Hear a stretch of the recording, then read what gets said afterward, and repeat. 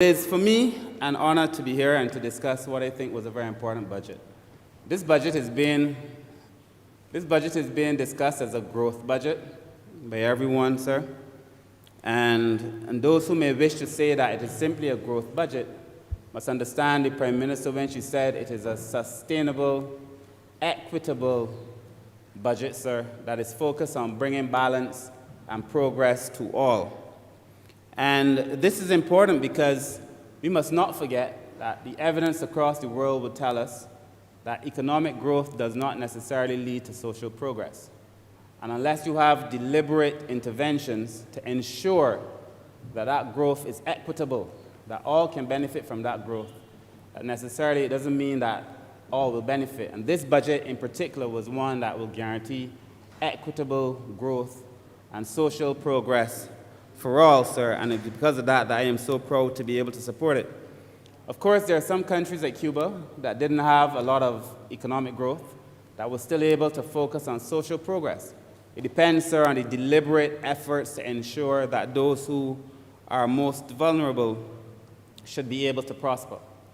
And I want to begin on this idea of balancing economic growth and social progress because there is a myth that used to be propagated by the opposition then, the Democratic Labour Party, when they were in opposition and in government, that you could somehow separate the two, that you could somehow focus on the social part of it and leave out the economic part of it, that a country was more than an economy, it was a society. And in 2016, sir, I gave a lecture in which I used the definition that I would like to share with you about social development, recognizing that it is planned social change designed to promote the well-being of the population as a whole in conjunction with a dynamic process of economic development. So you cannot separate the social component and the economic component. And if you were to try to do it, you do so at your peril, as we saw with the last administration. You need also to have growth if you are to be serious about social progress in this country, sir. So growth itself doesn't lend itself to social progress, but if you have deliberate policy interventions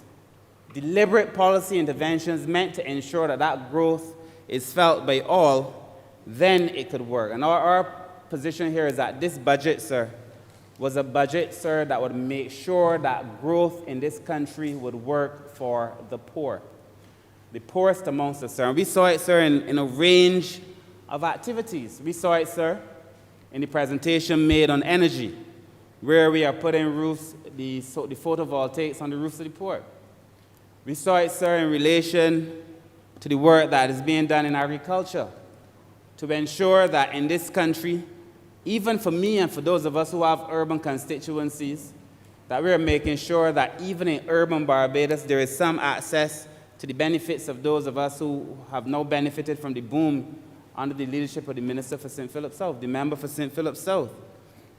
And so we know that you could also get land at layers to be able to allow that kind of urban development. We've seen the community care project, and I'm hopeful that in St. Michael South very soon we'll be able to have access to the skills that I know the Honourable Minister is making sure we all have access to, the skills to make sure that regular people in the towns and the cities could be able to do agriculture from home, the technical expertise, the pan carts and the various things, to be able to come and make sure that they plow the land and those things, sir, to make sure that growth works for all. And if there is going to be a theme, to my contribution today, it is that we must make sure that this growth works for all. Because at the end of the day, sir, we could talk about growth till the cows come home. But if your people don't feel it in St. Michael Northwest, and my people don't feel it in St. Michael South, sir, it is just talk.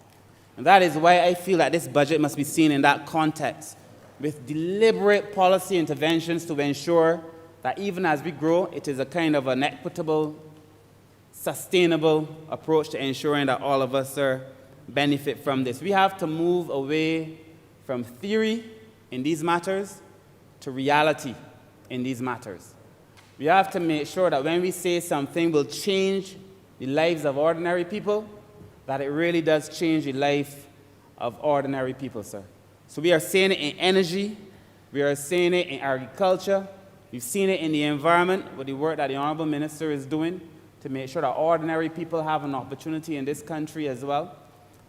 Time and time again, every policy effort made to make sure that ordinary people can live. That is why I think the debushing program is so important. That is why I think the idea of elevating communities, sir, through the Clean and Green program is also very important. You know, there is in social policy a theory called the broken window theory. The broken window theory simply says that if you live in a community, it's really a housing policy. If you live in a community and you allow one window to go broken in that house without fixing it, then somebody else allows that window to go broken, then a door, then they let the place go without painting, then the roof, that eventually everything runs to ruin because you never took the time to address the small things. The reverse is also true, that if you put the time into making sure that you elevate communities one by one, piece by piece. You paint a house today, you check it. You're an MP. You paint a house today, the next door neighbor is likely to paint the house tomorrow. You clean and you green one space, as the Honourable Minister is doing, then the spaces next to it are likely to be improved as well. So that gradually you lift up a country without having to spend a whole lot of money. You elevate the dignity of a people without being able to spend a lot of money. These things, sir, are going to be important, sir. I feel very strongly about that. I feel very strongly about the community gardens that the Ministry of Agriculture is happening to offer to all of us. And so I read, when I was young, sir, a book called The Economic Hitman by John Perkins. It was a book, sir, some said it was a little bit dramatic. But in that book, in The Economic Hitman, the conversation is around persons who come into developing countries and offer advice with the idea that they cheat the country and they take from the country more than the country actually benefits.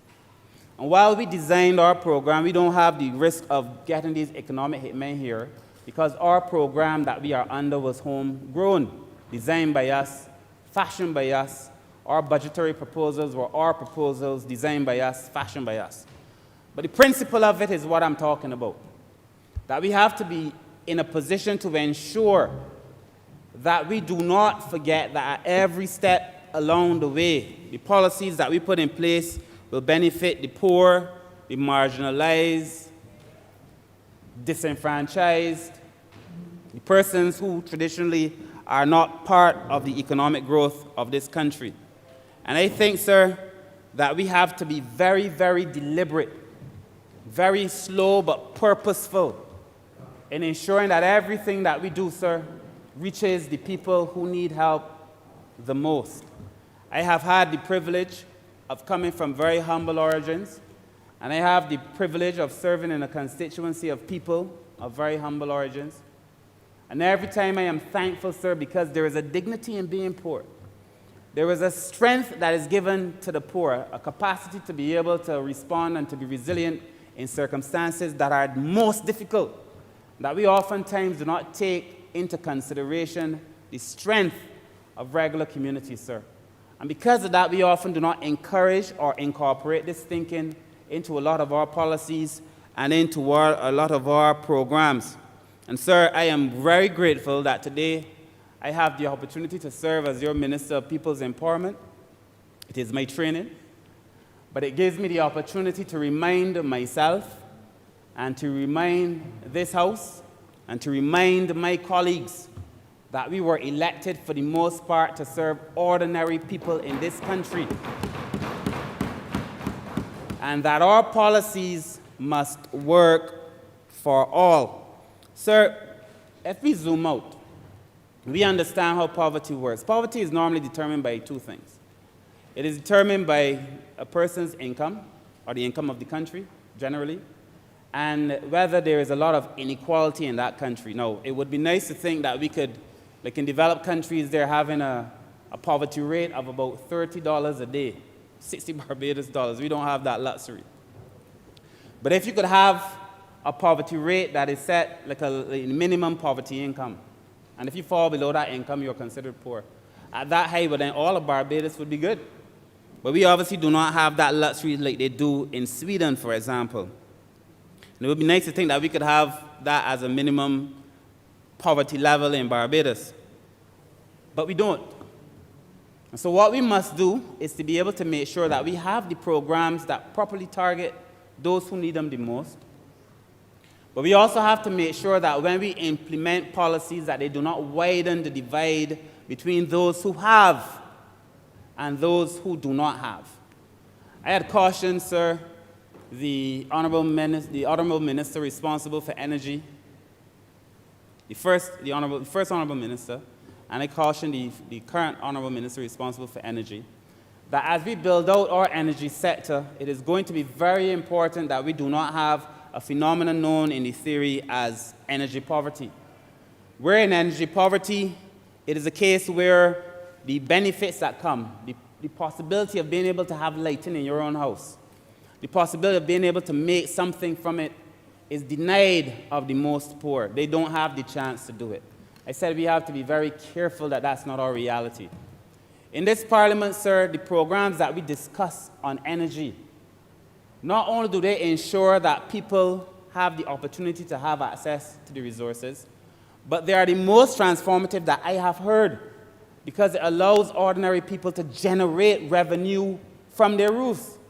And that in our housing program, using that roof alone not only stops people from being poor, but it gives them a house. And where else in the world have you seen an energy program as transformative as this program that allows ordinary people to be able to pay for a house as the one that Barbados has, sir? It is, to my mind, the most transformative energy policy that I have seen, and I no longer have a fear that energy poverty will be our reality. Growth, sir, must work for all. And I take the opportunity, sir, now that I have the privilege of speaking of this ministry, to tell you about a few things that are happening in the ministry, sir. I feel, very importantly, sir, that the job of any country, and the job of this ministry, but the job of any country, sir, is to ensure that we, as the former Prime Minister used to say, stop poor people from being poor. The number one SDG is still poverty reduction, poverty eradication. That is still the mandate of the global community, to be able to say that we have eradicated poverty from the shores of the country.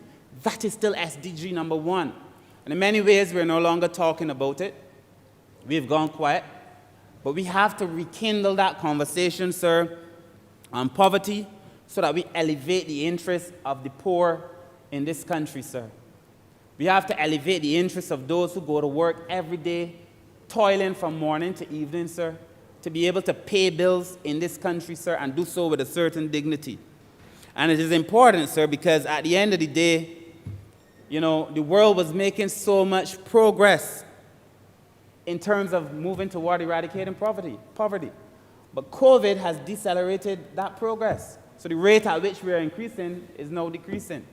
And so we have to put poverty reduction strategies back on the table to ensure that we keep the poor in the center of our consciousness. I know you know what I'm talking about, sir, because you're always working on behalf of the poor in your community. But let me discuss a few things in the ministry that I came, sir, and found, some of which we are now trying to expand. Barbados will very soon have a child protection bill, child protection legislation. Sir, this is so important. And I know the Honourable Member for St. Thomas would have liked to have been able to finish the work she started, because it is so important that we have legislation, sir, that protects our nation's children, that makes having to report on abuse and so on mandated in the law, to be able to protect our children, sir. And you will see that legislation hopefully before this Honourable Chamber within the next few months, because the draft bill is at the stage where we're going between the CPC and the ministry to finalize the concerns that they raise, sir.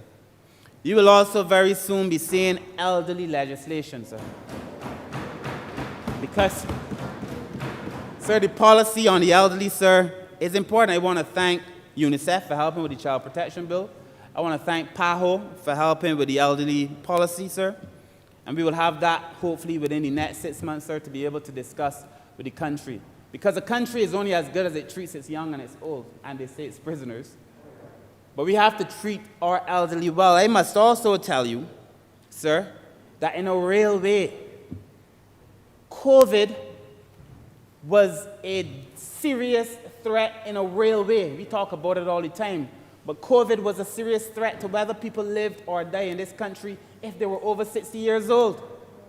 It had a disproportionate amount of people dying. I mean, if you think about it, we don't think about it really in real terms.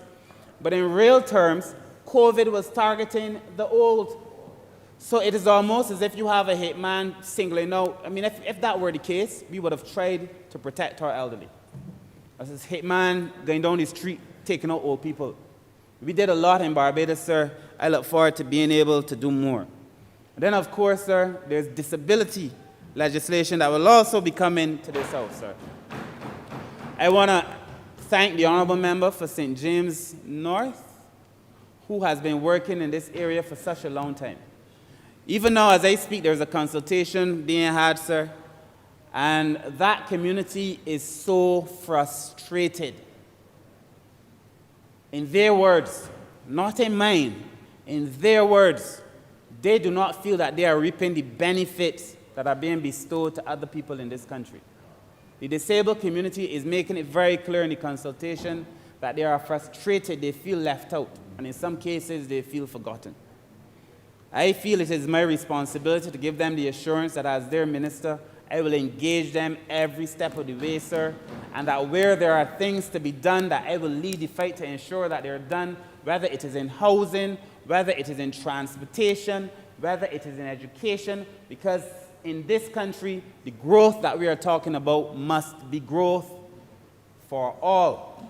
And unless all benefit from the growth, sir, then it is what you call a distorted kind of growth, distorted development, and that is not the kind of legislation and country that we hope to be able to build, sir. But there are a few gaps in our policy prescription that I feel we need to be able to address.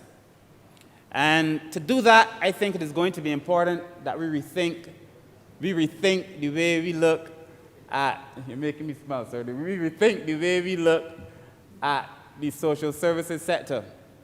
And the social services sector, sir, requires, people think about the ministry and they think about handouts, they think about a little change here, assistance here, sir.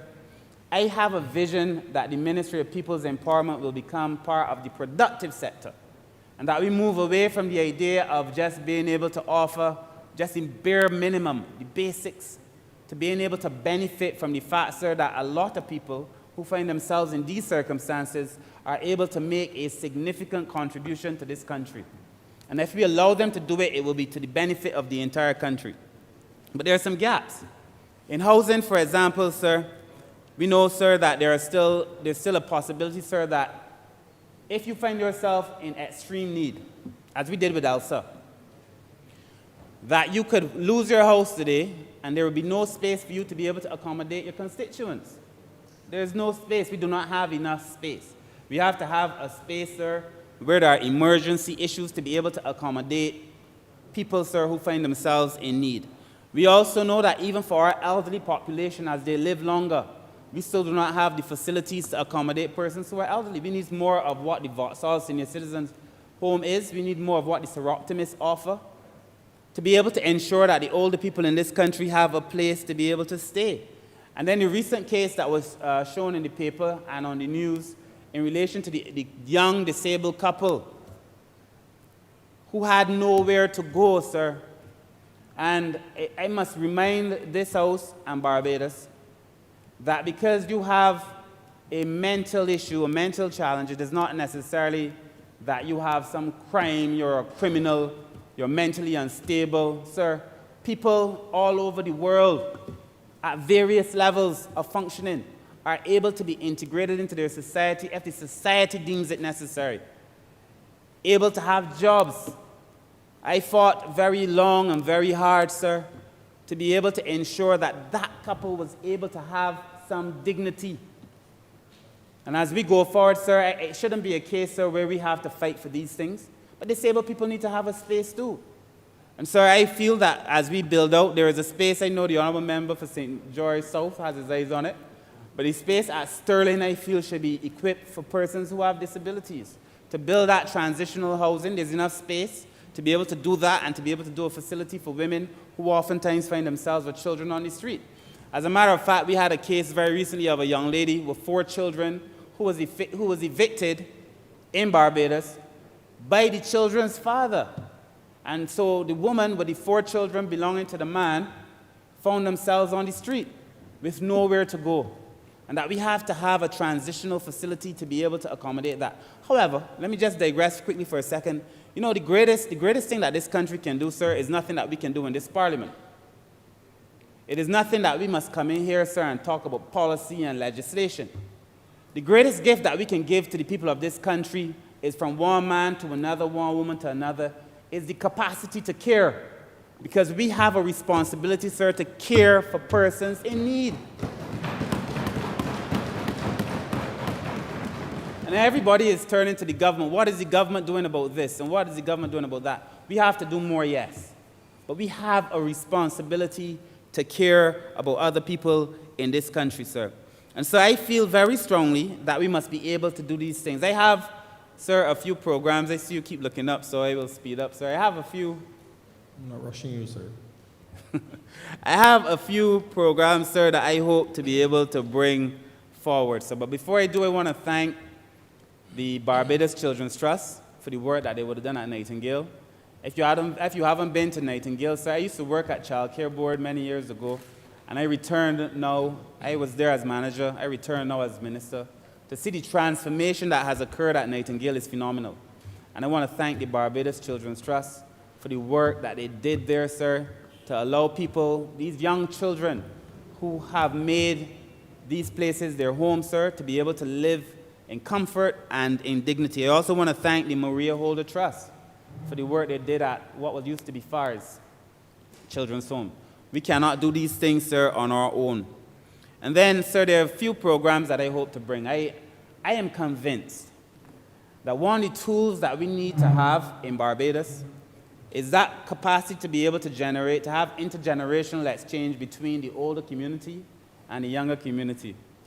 I think it is going to be so vital to solving our social problems so that younger people understand what older people have gone through, and older people have a chance to understand what younger people are dealing with. If we don't talk, then we don't have the chance to learn and to solve. And sir, there's a program that we will bring before the cabinet very shortly that I call Mend and Mentor, where I will be seeking to be able to help beautify some of the old people's homes, because many old people live alone. Around their houses is filled with bush. They might need a simple thing like a window fix, no major work, but that will be done by a younger set of people who live in the community. It's all community-based, and the responsibility would be for the person, one trained person, to mentor other young people to be able to do this work, sir. So you get the intergenerational exchange, they get the benefit of having their homes restored, and the young people get the benefit of learning a skill, sir. It is going to be a very comprehensive program, and it will help a number of households in this country, sir. And I'm hoping to at least do about 20 to 50 houses in every constituency in the first year, depending on the funds that are made available to be able to do it. But we have most of it covered in the estimate, sir. I also feel that one of the persons who bore the disproportionate brunt of COVID was the elderly. I said so. And so we're talking to some of these institutions about having a social program on the internet, so we would train them up. I've already spoken to the general manager of Lime, so that old people can talk to other old people online, because they don't want to go out and, they like to socialize, but they can't because COVID is their hitman. And sir, they have the opportunity to talk online, sir. We create the program, and hopefully Lime or Digicel, either, the one who calls me first, will be able to produce the highway that allows them to be able to communicate, sir. We have to return dignity, and we have to make sure that people live well. It is one thing to say that our country allows people to live long, but people must live well. So when you reduce mortality, you don't want to increase morbidity. You don't want people to live long and suffer. You have to put in place programs, sir, to make sure that when they live long, they do well, sir. Economic growth must be a benefit, sir, for all. Of course, we have other programs, sir, to help with medication and so on, sir. Some of these things that I will discuss later, another day. We also feel, sir, that it's going to be important that we restructure the ministry. And, sir, I've spoken in public before of the need to merge and amalgamate the social services sector. This is very important. We have been discussing this amalgamation now for about 25 years. We have had various political directorates agree that it is important. We haven't been able to deliver it. We are at an advanced stage in the ministry of delivering it. Very soon, hopefully, we'll be bringing to this place a conversation around how we intend to amalgamate. The next step will be to talk to all the stakeholders, sir, but National Assistance Board, Welfare Department, Child Care Board must come together to be able to offer better services to people. And the one thing that we have already insisted on as well is that there must be some kind of training in like communication, so that when people come to the Welfare Department, they don't feel that they're treated badly. But I must also say, sir, that the Welfare Department officers themselves have been treated very badly. Because if you visit a lot of these offices, sir, the Welfare Department, the main office, sir, is not fit for purpose. That space was never designed clearly for what is being asked to do. And so we have to make sure that we make the Welfare Department comfortable. I've already asked the Minister of Housing about the possibility, sir, just tell me what we're paying in rent and find another place so that they're comfortable. We give them, sir, the benefits that they need and the tools to do their job, but to make sure that they do the job so that your constituents, the DPM's constituents, my friend's constituents, all the constituents, do not come to us saying that they were treated badly at welfare, sir. We have caseloads, in some cases, of 500 cases to one person. Impossible. Impossible. We also need more staff. The other thing that we're doing very shortly, sir, and I'm talking about maybe by the middle of next month, is to ensure that there's a 24-hour service at the Welfare Department that allows them to respond to emergencies immediately. So that currently, sir, if you have a fire, and for me, most of my fires, unfortunately, occurred on Fridays, and that many times you don't see a welfare officer till the Monday. With this new department that we are putting in, this new unit, there will be 24 hours. And the moment that there is a fire, there will be someone there to respond immediately to make sure that that family is taken care of from the time that they have that incident, sir. I think that that is going to be very important. As I close, sir. I will bless you with 5 more minutes, sir. Thank you so much. I'm about to close. As I close, sir, I feel very strongly that we must think differently about poverty. There used to be a Reverend Thomas Malthus back in the day, I think in the 1700s. And he said, sir, it has appeared from inevitable laws of nature. Some human beings must suffer from want. He said, these are the unhappy persons who in the great lottery of life have drawn a blank. This is as defeatist a mindset and mentality, sir, that any man could have. That some people, regardless of whatever our station has become, have drawn from the great lottery of life a blank.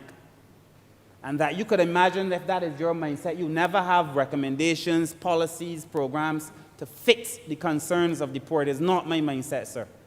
It cannot be the mindset of the Ministry of People's Empowerment, sir.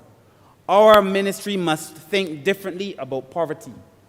We must think differently about the poor. We must think differently about vulnerability and what vulnerability is and how people become vulnerable. We must think differently about disability and what people are capable of doing. We must think differently about what being elderly means and what elderly people can do, the contribution they have made, the contribution that they can make, sir. We must think differently about the poor. And that has to be the mindset, sir. And as we think larger about these things, it will mean that we have to speak to education, because a lot of these things happen, so you don't just end up in poverty at the end of the day. We must talk about job creation, labor, housing. It's a wide conversation. This ministry, sir, our voices must be heard in relation to all of these things if we are talking seriously about ending poverty, sir. So as I close, my final comment, sir, is that I feel that we must put these issues back on the table. I feel that the Ministry of People's Empowerment is well positioned to be able to deliver effectively to the people. I feel and I know that economic growth alone will not guarantee social progress, but I am pleased that in this budget there are specific mechanisms to ensure that the poor people can benefit from growth, sir. And I feel that if we put our minds to it collectively, that the people who in this country, like the same disabled community that are conversing now, who feel that they're being left out, will not feel as if they're being left out, sir. And that it is our responsibility, our duty, and our charge, sir, to make sure that all people benefit from the growth that I know this budget will bring. With those few words, sir, I thank you.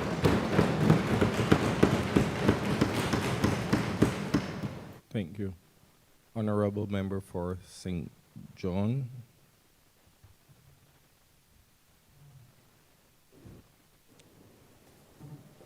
Thank you, Deputy Chair. I want to share the sentiments of the Honourable Member who just took his seat, because I believe, Deputy Chair, that it is only when you come from the struggle that you recognize what he said and you take it to heart. And I too am from the struggle, so I believe every single thing and endorse every single thing that he said. Deputy Chair, 2 days ago, the Honourable Prime Minister made her speech, and I'm reminded of the words of a song from Cynthia Erivo, and this is attached to that movie with a black actress. And the words that I speak of: I'm going to stand up and take my people with me, and together we're going to build a brand new home. And I believe that these words were relevant when Prime Minister spoke, because I fully endorse the budget. And it's my intention that every time too that I stand up, it is my intention to take the people of St. John with me to a brand new home. And I also feel the same way in relation to my responsibilities at the Ministry of Youth, Sports, and Community Empowerment. Mr. Deputy Chair, every single time for the last 4.5 years or so that I came to this place and was involved in hearing a budget presentation, I see and I feel the impact of what it is doing to the constituents of St. John. And I want to let them know that, again, I appreciate what they did on January 19th in sending me back to this place to represent them and to move to that brand new home. Because in my mind, the mantra of St. John Rising will never ever die, because I have seen where the growth is taking place.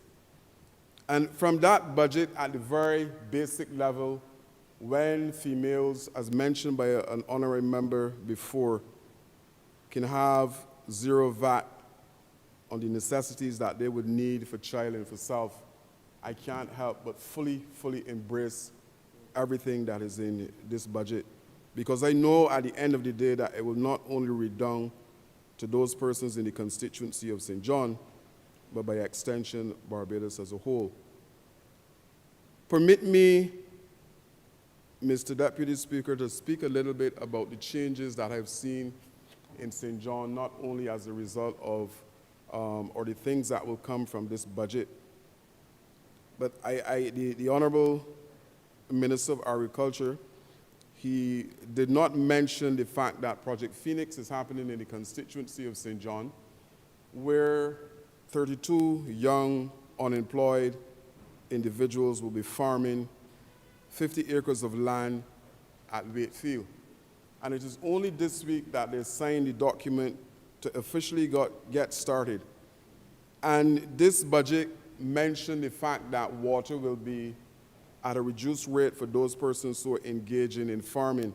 And I welcome that, because I know that with this particular project coming on stream, that they will benefit from the relief that is coming from the reduction in water. Deputy Chair, mention was made of the housing that we're looking to trigger in this country. And I'm fortunate that the Hope Project is also visiting the constituency of St. John, where 174 houses will be erected at Pool. And this is something that I'm pleased about because it provides an opportunity for those persons within the constituency to be able to acquire a piece of the rock through a project that I think is very, very visionary, a project that I fully support because I don't think that anywhere else you can find a housing development where you only pay for the land, but the photovoltaic panels on the roof, pay for the house, and the panels will pay for the land. So I'm seeing a situation where there's growth in the constituency of St. John as a result of the policies and budget after budget that is presented in this place by the Honourable Prime Minister. So I give thanks on behalf of the constituents of St. John in terms of what is happening and the fact that they are now benefiting in a meaningful way from a government who continues to be proactive with a leader who is doing all that is necessary to take us to that brand new home. Deputy Chair, I was fortunate because the Prime Minister, in her wisdom, in a sense, sent me home. And I will just share some of the things that are happening within the Ministry of Youth, Sports, and Community Empowerment. And one of my former colleagues indicated to me, you know, you're the prodigal son, you're coming home. But there's no banquet at Sky Mall. It is a situation of me getting to where I need to move my young people forward. And I went to that ministry, I came from that ministry, and I returned, and there's a chalice in Sky Mall, a chalice of hope and opportunities for young people in this country. And I believe that this is the best time to be a young person in the landscape of Barbados because of all that is available in terms of training opportunities for those young persons in this country. So yes, there is a chalice of hope and opportunities. And I will share today, Deputy Speaker, some of those training programs that are inside of that chalice, that are embedded in the chalice. And it is my goal, it is my desire to ensure that our young people, in the words of that song, are taken to a brand new home in several different ways. The Youth Development Program is one of those programs that is responsible for doing a lot of training with those young persons who are not only at risk, but those who are in mainstream. We have several programs under that particular initiative. We have a sports training program that is across the country where the National Sports Council is mandated to provide training opportunities for those individuals who are seeking to get involved in sports at community level. And this is a good time because we have just released sports again on the landscape, and several people are happy. Last night I was by one of the honourable members and I saw a basketball game starting, and it was a joy on the court because that is my base as well, Honourable Speaker, Deputy Speaker.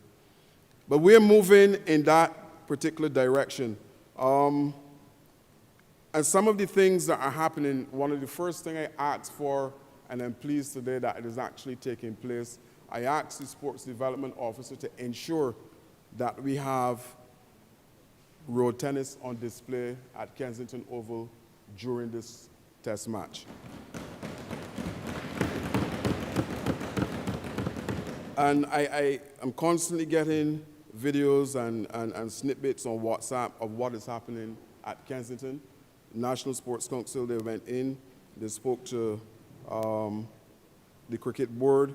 We have everything in place that road tennis will be highlighted on a daily basis for the duration of the test match at that particular location. But sports is one of those things that can motivate, one of those things that can provide upward mobility for those persons who, I believe it is a member for St. Michael East, like to refer to the socio-economic situation of our people.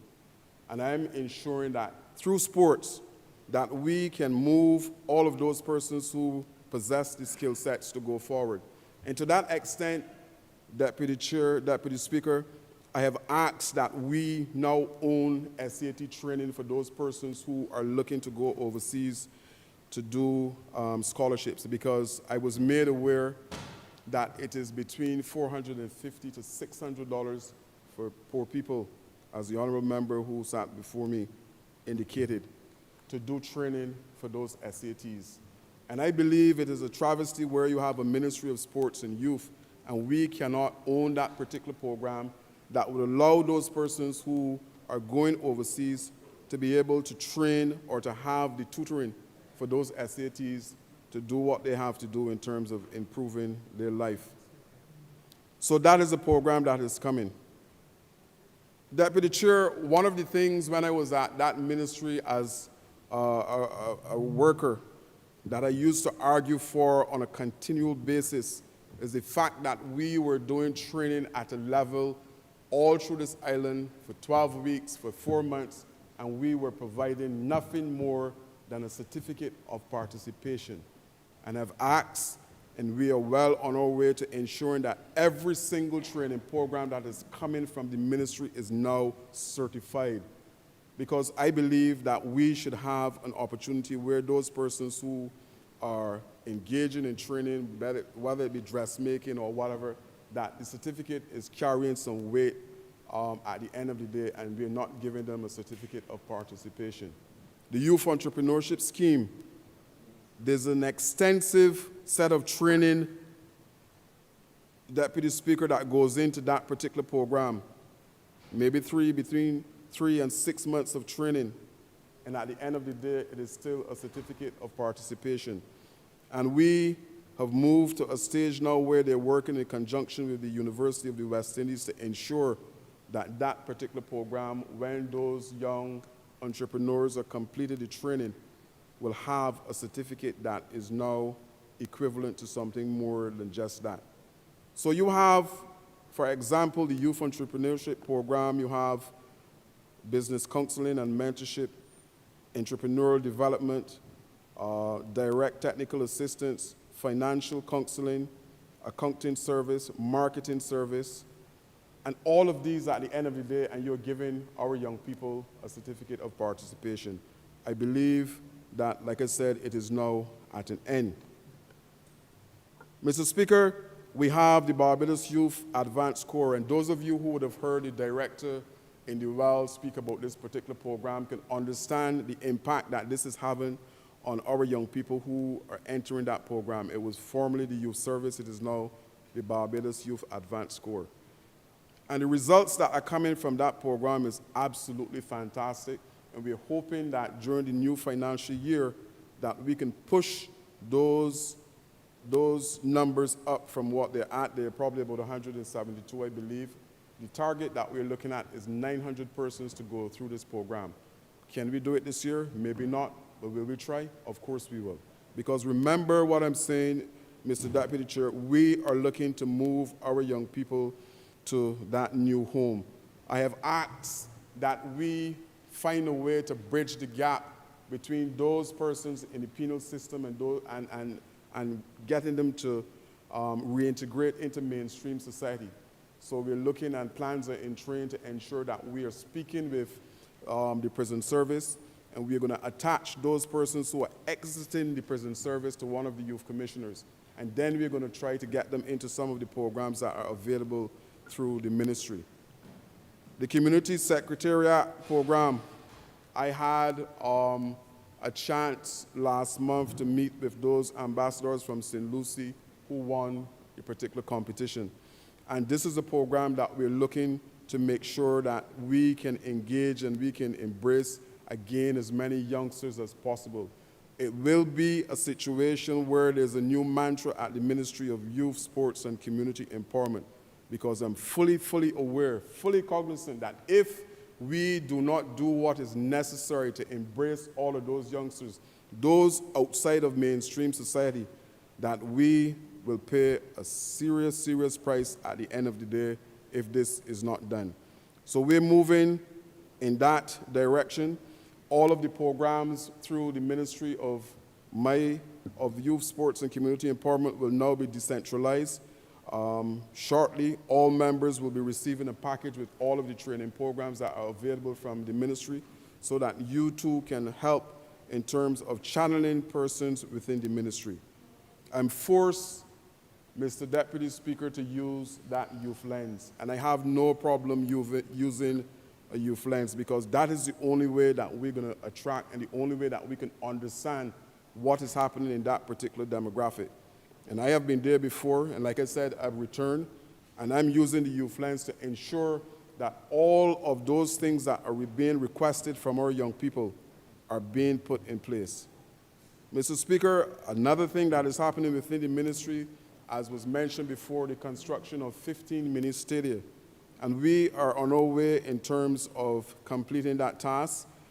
Yes, we have some reasons for pause, but that will be taken care of soon, and we will have those 15 mini stadia in the first instance. And the plan is to expand where they reach every single constituency where it is possible to ensure that our young people have an environment that they can engage in structured activity that will make them better citizens in this country. The lighting upgrade is something that is coming. I know several members would have indicated that this is something that is required in their particular constituency, and we're moving apace to ensure that we can have all the lightings up and that they'll be ready soon because we know that sports is available again at every level practically. So we need to have those lights in place. Community development, Mr. Deputy Speaker, is one of the areas that we need to address. It is one of the areas that we need to fix. And I can assure you this evening that plans are in place and we are fixing what is necessary at that particular entity to ensure that we have best practices. We are trying to put measures in place that we will have a situation that the peak hours or those hours that we deem to be the ones that we should more or less have people within the centers, the evening portion of the day. We're ensuring that that is in place where maybe from 4:30 to 10 o'clock that a staff member will be at these locations to ensure that persons can utilize and fully utilize all of the community centers across this country. I note that there's a number of them that is in a state of disrepair, but the money voted this year for this budget, for this financial year, there are funds in there to do some of the repairs to those community centers and pavilions. We are trying as much as possible to be proactive in the approach in terms of developing our young people. It is only last week that I had a WhatsApp message from what is equivalent to the Minister of Sports in Ghana, and he's looking to trigger an MOU between his government and ours that we can do an exchange in terms of sports. He's also mentioning that they're looking to see how best that they can get Barbados involved in the African Games, and I think that this is another opportunity for us to grow sports and to move sports to a different level. For far too long, we've been hearing that government after government, we make sport at sports. And I'm trying my best to ensure that that is a thing of the past in relation to what is happening within the ministry that I'm supposed to manage. So, Mr. Deputy Speaker, it is good that, like I said, it's a good thing for young people at this point in time. All of the opportunities are being placed on the table. Those initiatives that we believe can move young people forward, we will do that. The sports policy is supposed to be coming back to Cabinet for ratification very soon, and we expect that that will then place even more, will shine a spotlight more on sports in this country in terms of how we treat sports. There are several NFs, national federations, that indicated that they are looking to move to a semi-professional stage in terms of how they treat their particular discipline. And one of the things that we will do is to embrace that and see how best that we can have that in place. Because if we can do that, then a lot of the scouts that are coming to the island to look at what is on offer will probably move some persons in terms of scholarships, and some persons will get involved at a professional level and make money to move them forward. Mr. Deputy Speaker, one of the things on my personal wish list is to have a national center where we can see all of those persons who would have contributed in a significant way to sports in this country highlighted.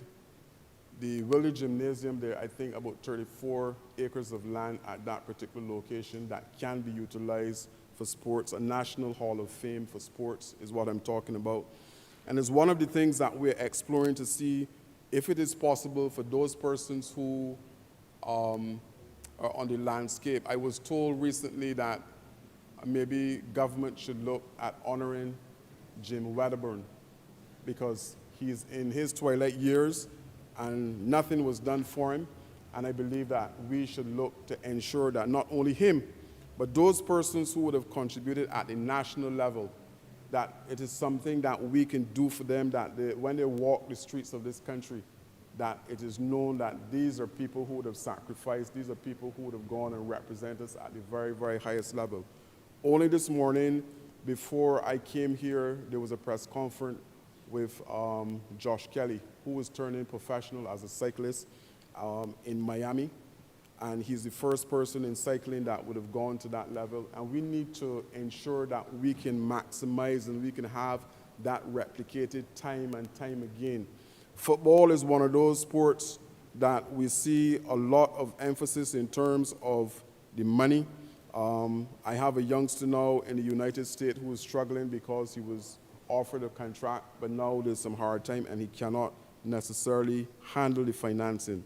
And the ministry is looking to put measures in place to ensure that he can continue on his journey, not only to make himself proud, but to make the country proud as well. So, Mr. Speaker, these are some of the things that I wanted to share in relation to the ministry in terms of what we're doing. And we will continue to be proactive. We will continue to see our young people as the future. We will continue to embrace them.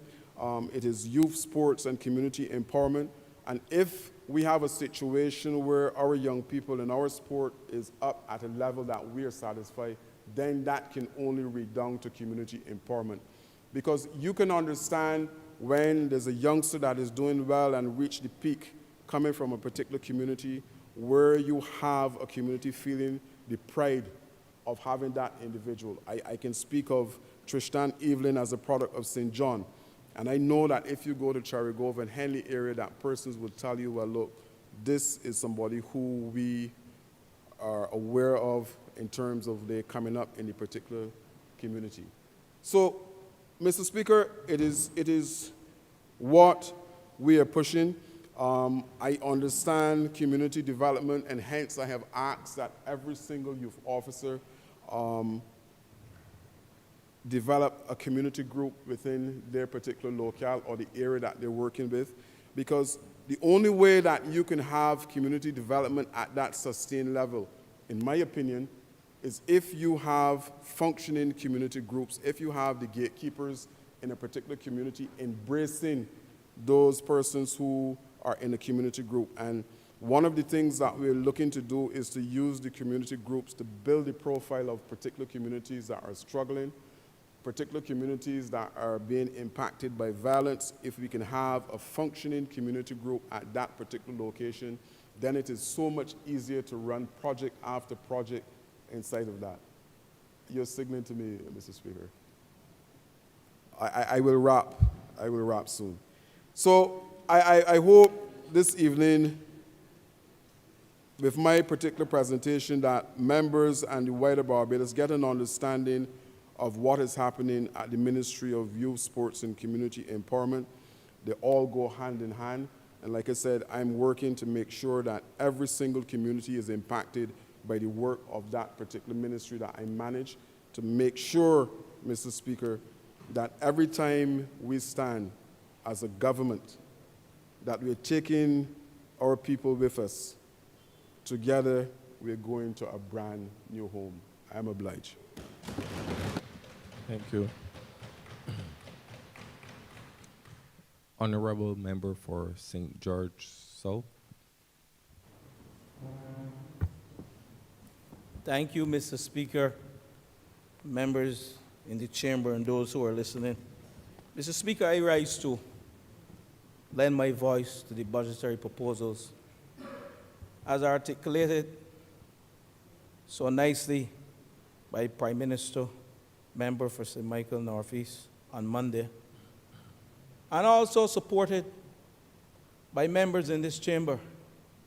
And I must, at this time, pay my respect to the member for Christchurch East Central, who has been doing the heavy lifting and supporting all the efforts of this government in the role as Minister of Finance within the Ministry of Finance. But I want to start, Mr. Deputy Speaker, with a biblical quote from Isaiah. Isaiah 43, chapter 43, verses 1 to 3. And this, I spoke to my pastor 2 days ago, and I tell him, give me a scripture verse that happily describe our journey from 2018 to present. And Isaiah 43, and you know he is listening, and he just messaged me, verses 1 to 3. And it goes like this. But now listen to the Lord who created you. The one who formed you says, do not be afraid, for I have ransomed you. I have called you by your name, and you are mine. When you go through the deep waters, I will be with you. When you go through the rivers of difficulty, you will not drown. When you walk through the fire of oppression, you will not be burnt up. The flames will not consume you. For I am the Lord, your God, the Holy One of Israel, your Savior. We have gone through the hottest fires. We were not burnt up. We went through the rivers of difficulty, and we did not drown.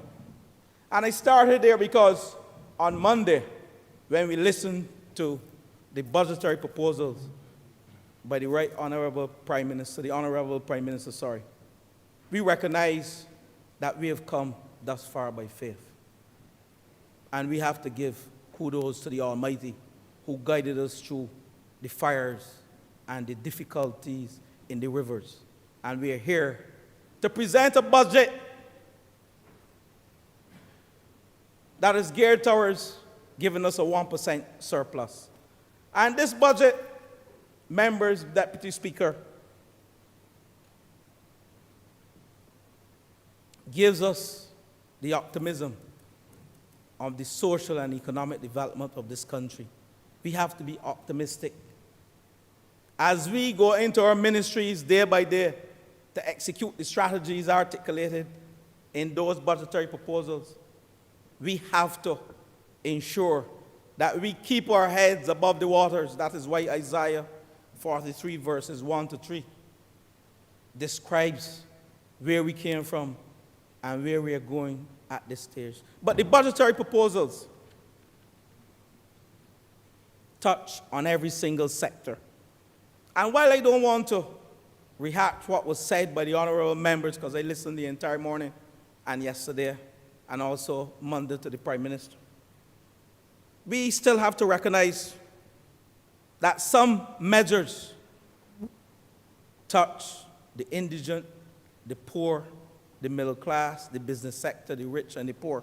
And one that stuck with me, the removing of the VAT from personal items, personal care items, and that will benefit every single sector of this society. And the final one, because we have to ensure that we don't create two Barbaduses as we govern and as we lead our people. And the one-off pandemic levy, 15% of net income for the years ending March 2021 and 2022 for businesses in the telecommunications sector and the petroleum industry and the insurance industry and in the banking sector. The credit union was left out, and we know why. And those measures will certainly ensure that we are not creating two Barbaduses in this country. But Mr. Deputy Speaker, each time I stand in this lower chamber, I stand on the shoulders of a family and community of St. George South who raised me and who sent me to this honorable chamber. And I am therefore not far from my community moorings. So I want to thank the good people of St. George South for giving me the opportunity yet again to represent them, not only in this honorable chamber, but as their parliamentary representative for the third time. And I know, just like I have the confidence in every single member in this team, these budgetary proposals that were articulated would give us the opportunity to return to this honorable chamber yet again after we've executed our mission within our various ministries. I know what it is to help someone who's building a house turn concrete. I know what it is to give up my discount for cement to allow someone who's building a house to have that opportunity to build a house.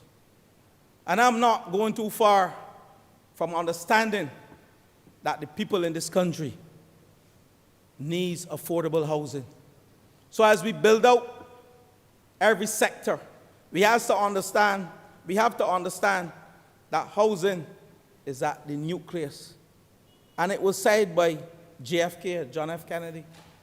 He said that the home is about the central nucleus of our society. Because why? That is where we raise our families. That is where we pay our VAT. That is where we vote. And it is true. When we look at countries and we see poor housing, we see countries that have ill health and social decay. But when we look at countries that have good housing stock, what we see? Wealth creation, good health care, education. So housing revolves around education, health care, wealth creation. And it is important as I move into my mission given to me on Monday and before by the Honourable Prime Minister. Some of my colleagues call me Houdini. Some refer to me as a sophisticated sorceress, that's the word, who believes in black magic. But I'm telling you, sorcerer is sophisticated sorcery. Thank you, Wilfred. Member for Christchurch East. But I believe that the mission given to me by the Honourable Prime Minister is one that we can achieve. We can achieve the Barbadian dream for every single Barbadian who wants to own a piece of this rock and who wants to have a home. So the whole aspect, Mr. Deputy Speaker, home ownership is the essence of what I term the Barbadian dream, and one of the key principles in our 2016 Covenant of Hope and in our manifesto that I have here, where we recognize housing as essential to achieving a just, equitable, and developed society, where people in the country flourish and achieve their full potential. So, Mr. Deputy Speaker, the question that is posed by many people in this country, how are we going to achieve these 10,000 houses that the Prime Minister spoke about on Monday and during our campaign, and that are articulated in our BLP manifesto? And the member for St. Philip West and I, we joke daily when I pass her. You know, we joke and I say to her, hold your title deeds, because I am on a rampage to build houses. And that is our joke. But Mr. Deputy Speaker, the Labour Party, this said Labour Party, has a proud track record of building the most houses, private sector-led, in the history of governance in this country. And if we can do it then, we can do it now. So the mission of building 10,000 houses in 5 years is not a surmountable one, and I will explain to you why I'm saying that. There's no magic. We just need to come together, the private sector, the international community, and our local community. And I have a strategy. Government proposes to cater to all economic classes as we embark on the housing revolution, the first of its kind in this country.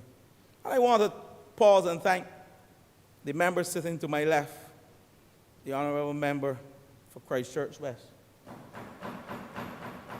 who started this journey of creating home ownership program called the Hope Inc., where we utilize the roofs, the rooftops, to give people the economic opportunity and the social opportunity to own their own homes.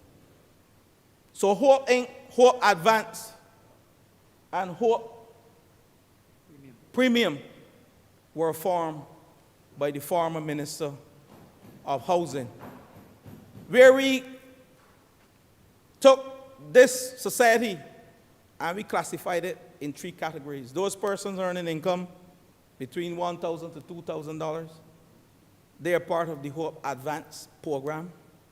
Then persons earning between $2,000 to $4,000 monthly, they are part of the Hope Incorporated program, which is the commercial private sector entity that was formed, named Hope Incorporated. And then we have the Hope Premium, with persons earning over $4,000 up to $8,000 a month. And the Hope Inc. program is geared to produce some 1,200 houses in the financial year 2022 to 2023. And I want you to understand, this is the first time in this country that working class people, maids, janitors, general workers, policemen, policewomen, nurses assistants, nurses aides, and all those persons who are earning below $2,000 and $3,000 and $4,000 will have the opportunity to own their own homes without purchasing the land. All they have to do is pay for the infrastructure, and how they will pay for the infrastructure by getting a mortgage. So a PPP, private-public partnership, where we provide the land at peppercorn rate, and the investors take ownership of the roofs for 20 years, and that is how they pay for the infrastructure, that is how they pay for the services, and that is how they pay for the photovoltaic systems. And that is what the Hope is about. Hope Ownership Providing Energy, that's the name. And that is the Photovoltaic Trust, the trust, the Green in This Economy member for Christchurch West Central. And there's no more powerful way to enfranchise working class people. Not only working class people, but persons who pay taxes in this country. And their dream is to own a piece of the rock. But Mr. Deputy Speaker, I will give a little facts here so persons listening can understand how they can be empowered and what I call reasonable rates to own a 2-bedroom house. Persons with a 2-bedroom house can pay as low as $759.36. That includes insurance for the home. Persons owning a 3-bedroom house can pay mortgage of $980.22, inclusive of insurance costs as well. And Mr. Speaker, Deputy Speaker, we are on our way. Because presently at Lancaster, we are building some 154 houses, 30 of which will soon be finished. I heard the member for St. John spoke about Pool North 174 in St. John under this Hope initiative. The member for St. Lucie in Colleton, we have 74 houses to build. Toz North in St. George, 194 under the Hope initiative. 115 member for St. John at Pool South in St. John. These are all lands identified by Hope Inc. And I said earlier, 30 of the houses at Lancaster in St. James are ready to be handed over in about 3 weeks' time, and another 100 of 275 houses at Chancery Lane in Christchurch are at various stages of completion. So, Mr. Deputy Speaker, when we hear about building 10,000 houses, refer to Isaiah chapter 43, 1-3. Because where there's hope, we will achieve. And we have demonstrated as a government, we have come through the roughest fires and the toughest seas. We have been criticized by the naysayers, but yet we are here articulating a 1% surplus for the people of this country. That speaks to economic growth. And when you look at the housing projects that we will embark upon shortly, that represents some 25% of GDP. And we are putting people back to work. We are putting people back to work. All the artisans in this country are going back to work. And as we sought to address the challenges that we were facing, thanks to the member for Christchurch West again who started this program, it occurred under him, the Hurricane Elsa, which I can classify as one of the fires, the freak storm, one of the fires, the ash. And let me pause at this time to recognize those ash workers who work tirelessly to ensure that we return our country and our highways and byways to some level of respectability. I think they deserve another round of applause by tapping. So, Mr. Speaker, when I look at the plan for housing all across Barbados, for the 2 years, financial years 2022, 2023, 2023, 2024, we can build 3,500 to 4,000 houses. And I have a plan here, as prepared by those lovely officers within the Ministry of Housing, Lands and Maintenance and the state-owned enterprise, the National Housing Corporation. Land at River Crescent, near River St. Philip, 140 houses. I will call a few. Housing Solutions. Lower Burnie, St. Michael, 40 acres of planning gains, and I visited Lower Burnie. And if we increase our density, because per acre we can place 10 houses or housing solutions on an acre. But if we increase our density and we look at duplexes and quadruplexes, we can have at least 14 units on an acre. And that is what we have to do, increase our density to get more housing stock in this country. Coconut Hall in St. Lucie, I mentioned. Hackett Hall in St. Michael, where we are building 3 quads using the East-West Building Solution Company. Those are the Chinese houses. We have entered into an arrangement, thanks to the National Housing Corporation, to build 150 houses presently. And these are steel structures. And I want to thank the private sector, those builders who came on board to assist us at a time when we really needed those builders to pull all the stops out to assist us as a government and as a ministry to build those foundations so that we can have 150 houses or 103 foundations built, because we are building duplexes and quadruplexes so that our people who suffer the effects of Hurricane Elsa and the freak storm can be placed back in some level of respectability in a very short time frame. But you heard the member for Christchurch West. He brought a rafter, a purlin, yesterday to show members of this chamber. And hurricane strap, I call it a purlin, it's a hurricane strap. It goes on the purlin, yes. Where we will return the housing stock to a better state in which we found them before they were struck by Hurricane Elsa. And these hurricane straps, he mentioned, will secure these houses in a more rigid way. And I will bring that paper to Cabinet shortly, the strap it paper, to ensure that every single home in this country is outfitted with hurricane straps. But Mr. Speaker, Deputy Speaker, let me move on because time is of night. We spoke about the 4,000 houses within the first 2 years. And if you extrapolate, you will see that we can achieve 10,000 houses within the 5-year period. It is achievable. Just extrapolate from the 2 years.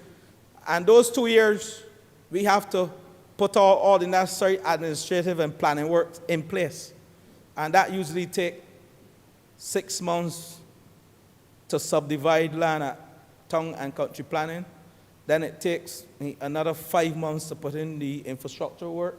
And then it takes another 6 months to construct a home, a 2 or 3 bedroom home. So if you add, you will see why we have to re-engineer our systems. And I've spoken to the member for Christchurch West. And we have to re-engineer the systems within town and country planning. I have also spoken to the member for St. Michael Southeast. We have to re-engineer the processes within Barbados Water Authority, because some of the longest process that we can see is to install water within a site. And that should not be taking us no a year and 6 and 7 months. We should be having work started within 3 months of a town and country planning approval process. And this has nothing to do with the member for St. Michael Southeast.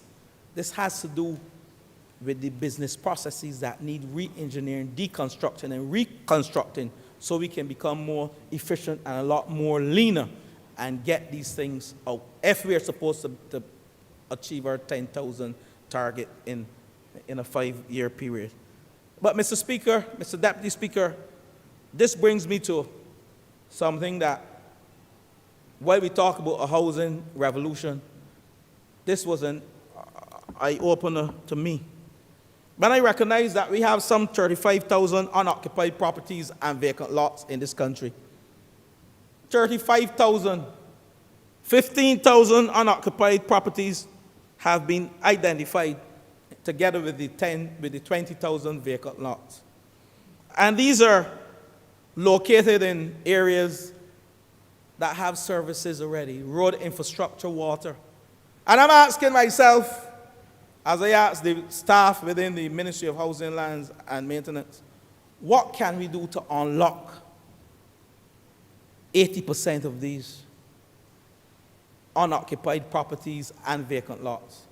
What part of the legislation we can discuss with the homeowners to see how we can utilize their properties? Because some of these properties, I can understand, have been left for over 20, 25 years. Vacant lots, and some properties that we can classify them as derelict. And if you read into this, you will see that land tax arrears might be more for some of these properties than the market value of some of these properties. So we have to work with the homeowners, whom I know are waiting for us to create that policy within cabinet and then go to these homeowners to unlock the potential for home ownership in this country, utilizing not only the hope, but those good workers at the National Housing Corporation and the private sector entities who have done well in this country to come forward and agree and win bids to engage private-public partnerships to help us build out the 10,000 houses in this country. How can we unlock the potential of these 35,000 unoccupied properties and vacant lots? And if you calculate 80% of that, and you look at the 4,000 houses that we can build within the first 2 years, you will see, as the Prime Minister said, that that target of 10,000 may be a target, but not her target, meaning that she believes we can build more houses in this country. And I truly believe so. Once we create the policy framework and a win-win situation for these landowners and property owners, we're not going to use the Land Acquisition Act to take away persons' properties out of this 35,000. But we are going to give them the opportunity to pay down some of their arrears in some form of arrangement. I don't know, it could be a leasehold. I don't know if the Land Acquisition Act caters to a leasehold.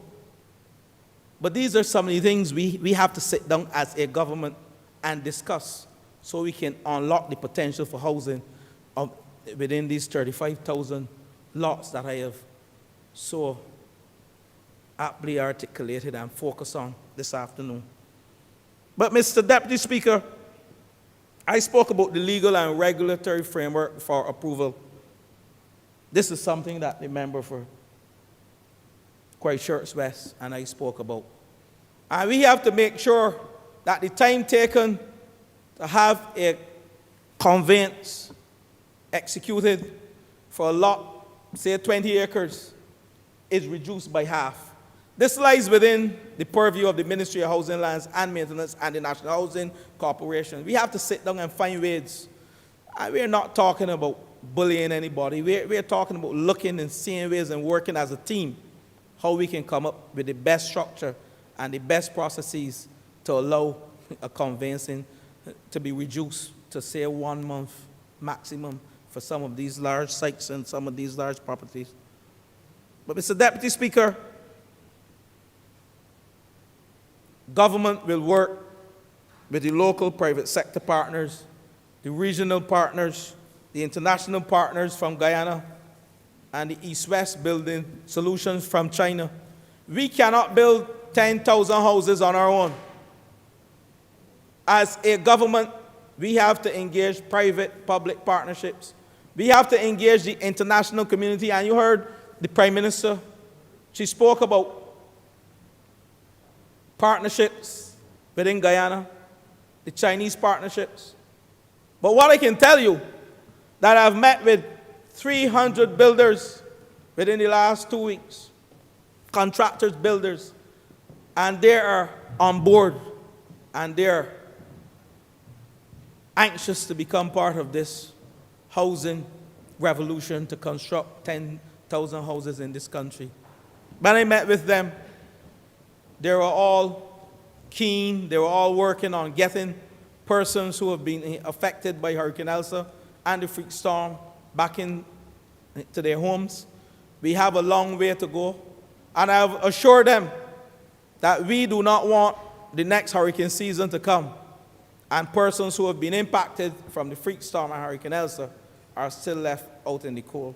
So we are working as a team.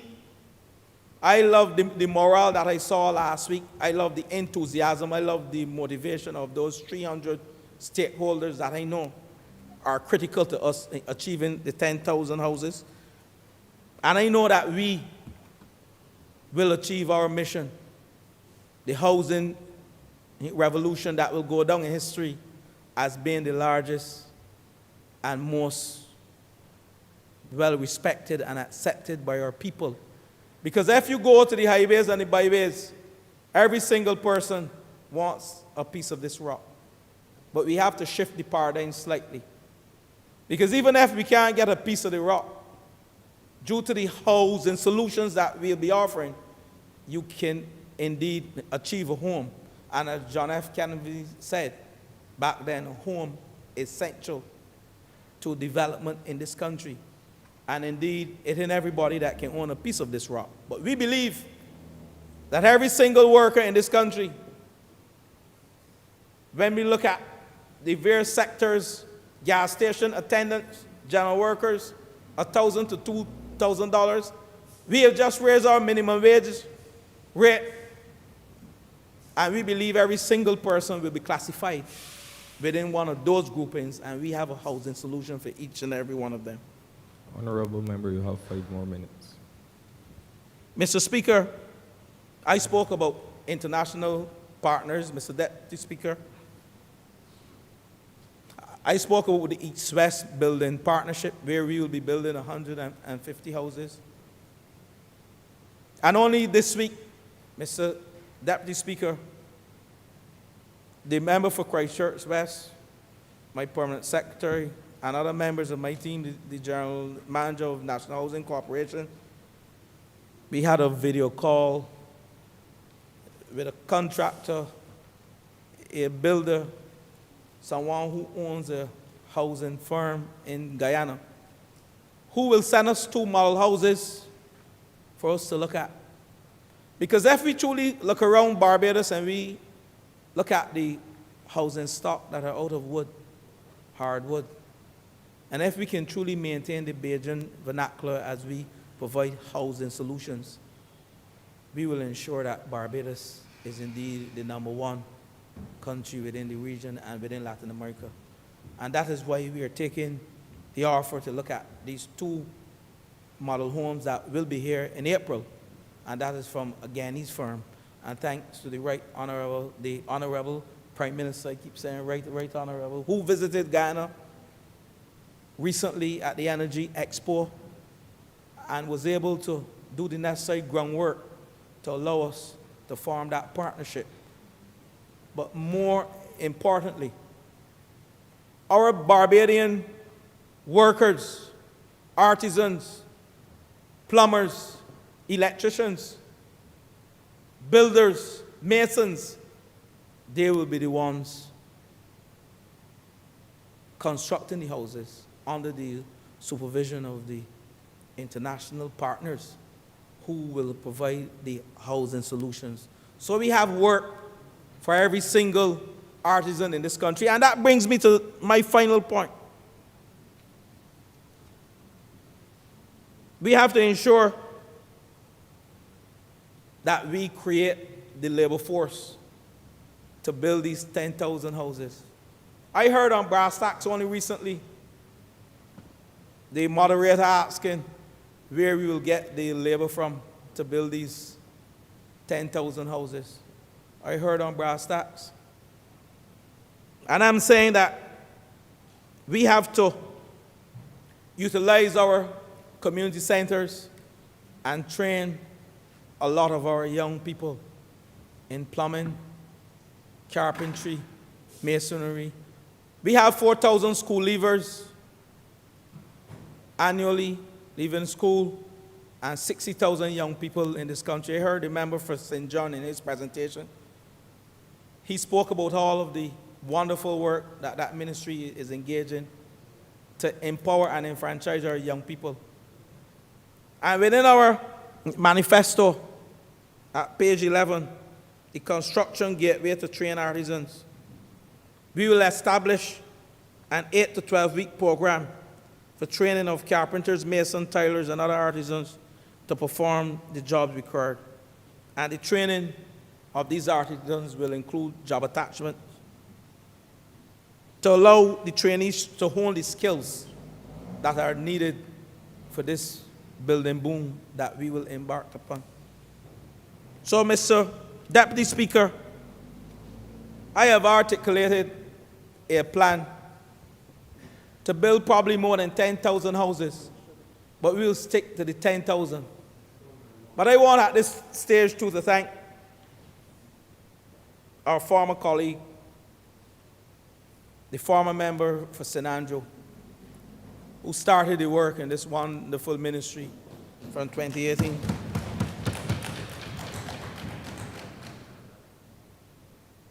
He did work in the electrical upgrade project across 13 housing estates.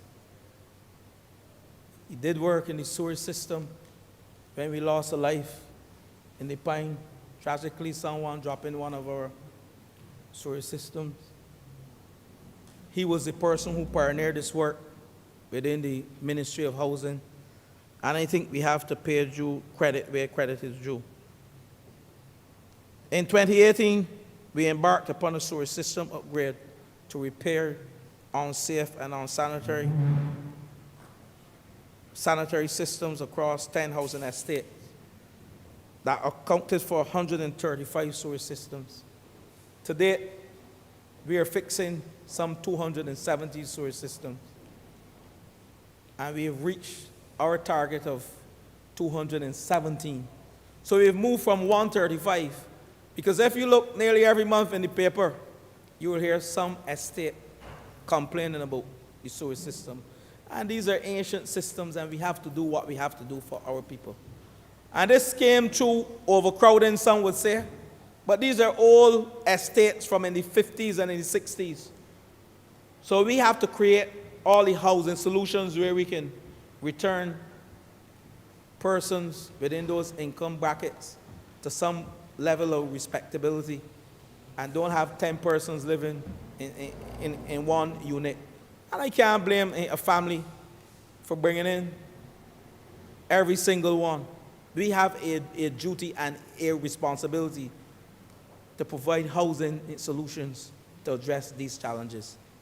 Mr. Speaker, I want to thank you for giving me the opportunity to share with you on the plans for housing in this country. I want to thank the Prime Minister for giving me the opportunity as well to lead this very important ministry. And I want to leave you with the words of Isaiah 41, verses 10. Don't be afraid, for I am with you. Don't be discouraged, for I am your God. I will strengthen you and help you. I will hold you up with my victorious right hand. I'm obliged to you, Mr. Deputy Speaker. Thank you. Honourable Member for St. Philip North. Thank you, Mr. Deputy Speaker. It is an honor to be back and a privilege to be back in the good old new Parliament. It gives me pleasure to know that my colleagues and the other workers in the building and on the environs are now breathing literally safer. And even it gives me more pleasure, Mr. Deputy Speaker, to see you in that chair. You look lovely. If I do say so myself, you look like you fit. I too want to add my voice in praise for the budget that was read by the Honourable Prime Minister on Monday. And I want to really get right into the meat of the matter. I want to give congratulations on a few areas. Obviously, I don't have time to do all. The honourable member who just spoke mentioned about the houses being built and the photovoltaic panels, and I congratulate that. I, however, want to add a personal note here. I want to put in those myself and many of my neighbours and so on. And the governmental institution that I applied to, this months later, and I'm still waiting. So I hope the process for the other members of the public and the population is a little faster. But I give kudos to that. I want to sing praises for the pandemic contribution levy. I know I've been reading all the assessments by all the accounting firms here, and they mentioned, as the honourable member for St. Michael's South Central mentioned this morning, that people were complaining that it's a retroactive tax. I don't necessarily agree, but what I will say is long time in coming. I think as a population, we all need to contribute to the COVID fight.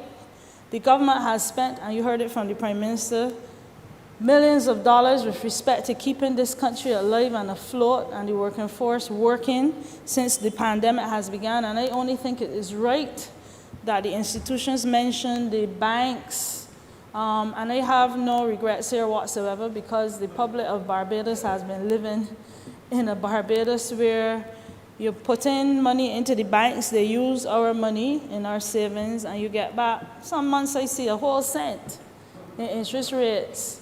I wonder if I chose to cash in that cent, what they would give me, since cents don't exist anymore. The fees for the banks are astronomical. One of my accounts, $5 every month comes off. What happens to somebody that has a salary? We have a lot of ash workers and so on, of even much less than they get, to take $5 off in an account. And then you reach the ATMs where you cannot withdraw less than, I think $50 is the last one I saw. People don't have this kind of money. So it's about time these institutions contribute to what we have spent, not only for their employees, but for them as well. We have spent dollars on providing PPEs, money on bringing in nurses from overseas to help with the fight. We have spent money to renovate, well, I shouldn't say renovate, to almost build Harrison's Point that looked after Barbadians and is still looking after Barbadians with respect to the COVID pandemic. We have been spending money in terms of costs for quarantine and isolation facilities. which thank God the COVID numbers are looking much better now, so that should be less now. But I think it is time that these corporations are step up to the plate and account. So my sympathies are really not with them here, and I think that it was a wonderful initiative. Although I must say now that I am grateful for the donations and the goodwill and monies and vaccines that were donated locally and overseas, I am grateful for the interventions that the local and international community made to us. I also want to mention the moratorium on the national insurance scheme. I think that is a wonderful plan. There are many of us, well, not me, but that have not been paying NAS contributions for various reasons. Some people just cannot afford the contribution, whether you are an employer or an employee. And I think the moratorium is an excellent plan to see Barbadians through, to get the NAS coffers back up to where they were. And speaking of moratoriums, I want to mention here, and during the last term, I had reached out to the powers that be, some of them, with respect to the Form 35 in Kaipo. Some of us in here who have corporations will know about what I'm speaking of. They have a form to be filled out yearly with a fee of $100 per application per year. Mr. Deputy Speaker, we have many small companies here that have been incorporated that don't make a lot of money. If you are late on this $100 fee, and many people have brought this to me, if you are late on this $100 fee, you pay interest rates of $10 per day, as the people say, 7 days a week, including Sundays, capped at $3,000 every year at the end of the year. I will let you simmer on that for a minute. So your fee is $100 with application, with a cap of $3,000 in interest. And this has been going on since 2005. Many people do not know of this. Some do. It gets worse. If you want to pay the fee, although you have interest, you are not allowed to go in and pay the fee unless you have settled the interest. Which means if I take 3 years to figure out how to get the $3,000, that's 3 multiplied by 4, which is $12,000, and I can't pay the $100. If we are going to speak about moratoriums and waivers, I want somebody who is responsible, I can't remember which minister, to check out these things because they impact on small businesses. It's one thing when you have a large business and bringing in $5 million, which we hope we get him back from the pandemic levy. But it's another thing when you have a small company and cannot afford these charges. So I would like the government to look into this. So these are things that we need to be conscious of with respect to our people. We don't have the money now. Everybody went through the pandemic. Everybody knows what it is to drain the NAS. So these things need to be made right. I also want to speak on things like, let me get to where I want to be. This is where I feel most comfortable. The things like the cap on freighting charges. And where I stand now in the Ministry of Health, I have had the privilege of being a student in the hospital. I've had the privilege of being a doctor in the hospital. I've had the displeasure of being a patient or being requiring the assistance of the A&E department of the hospital, but now I sit differently. I've got to see now the hospital from all angles, as far as I could think of, from all angles now. And the cost of freight is going to impact positively on us going forward. We have the drug service, for instance. Let me give you that example. The cost of drugs have skyrocketed since the pandemic. The cost of freight, as you know, for many small businesses too, and large businesses have also skyrocketed. Which means that the availability of medications, because there are some companies that want a pay-first system, which means the ability of us getting medications required, and I will get to the NCTs, has been hampered. Not only medications, supplies for the polyclinic, supplies for the hospital, all of these were impacted by the high freight charges. So I commend the the government, the Prime Minister, for coming up with these things. I also want to applaud the initiative or the plans for building a new geriatric hospital. In my view, it should be called the Home for the Aging. I don't believe it should be called a geriatric hospital, and I'll explain why. We need a facility where the aging, not only the sick aging, but the well aging who have no place else to go, who want a little company or living alone, no children, can go, who can pay, who can't, can go and spend the last days. These are people that have built Barbados in comfort, and so that professional people can see them through the aging process until they die. So this is why I commend that, and I think it can be used from the little view of the plans I saw, it can be used for more than geriatric care.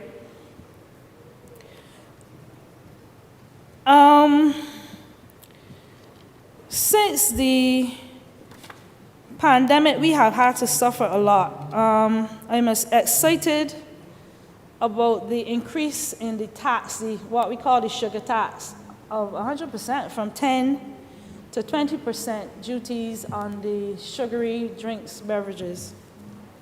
I think it's a wonderful initiative. We have been trumped by St. Lucia, who came up with it a couple of years ago, but I'm glad we are following suit, and I hope to get even further beyond them. But it's a great initiative. What the hope would be for me, because last time we put it up, the drinks were still sold. People did not understand quite fully the impact of these high sugary beverages on the health. What I would like to see now and to investigate, and I plan to make this one of my missions, is to have conversation with the producers of these drinks to see if they're not only paying because of the taxes, but to see if they can incrementally reduce the amount of sugars in the products they sell. When you look at a drink and it has 28 grams, Mr. Deputy Speaker, if my math is correct, that is 7 teaspoons in a bottle of drink. And we cannot afford, it's wonderful to talk about giving jobs to people, but if we don't have a workforce, I don't know who the job's going to. And this sugar tax will be, I hope, impactful. And that will lead to things like decreases in salt, front package labeling. We need to have that instituted. Yes, there will be pushback. As I said in another forum, there will be pushback from people that benefit from this in terms of the salty chips. This is not a brand name, so you could say salty chips and sugary cereals, as the Honourable member this morning alluded to St. Michael South Central.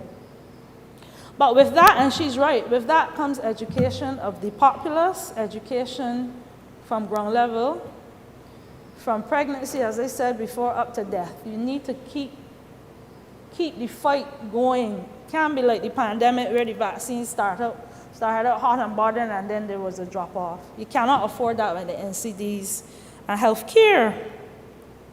But I want to lend my support for that initiative with respect to the sugar tax.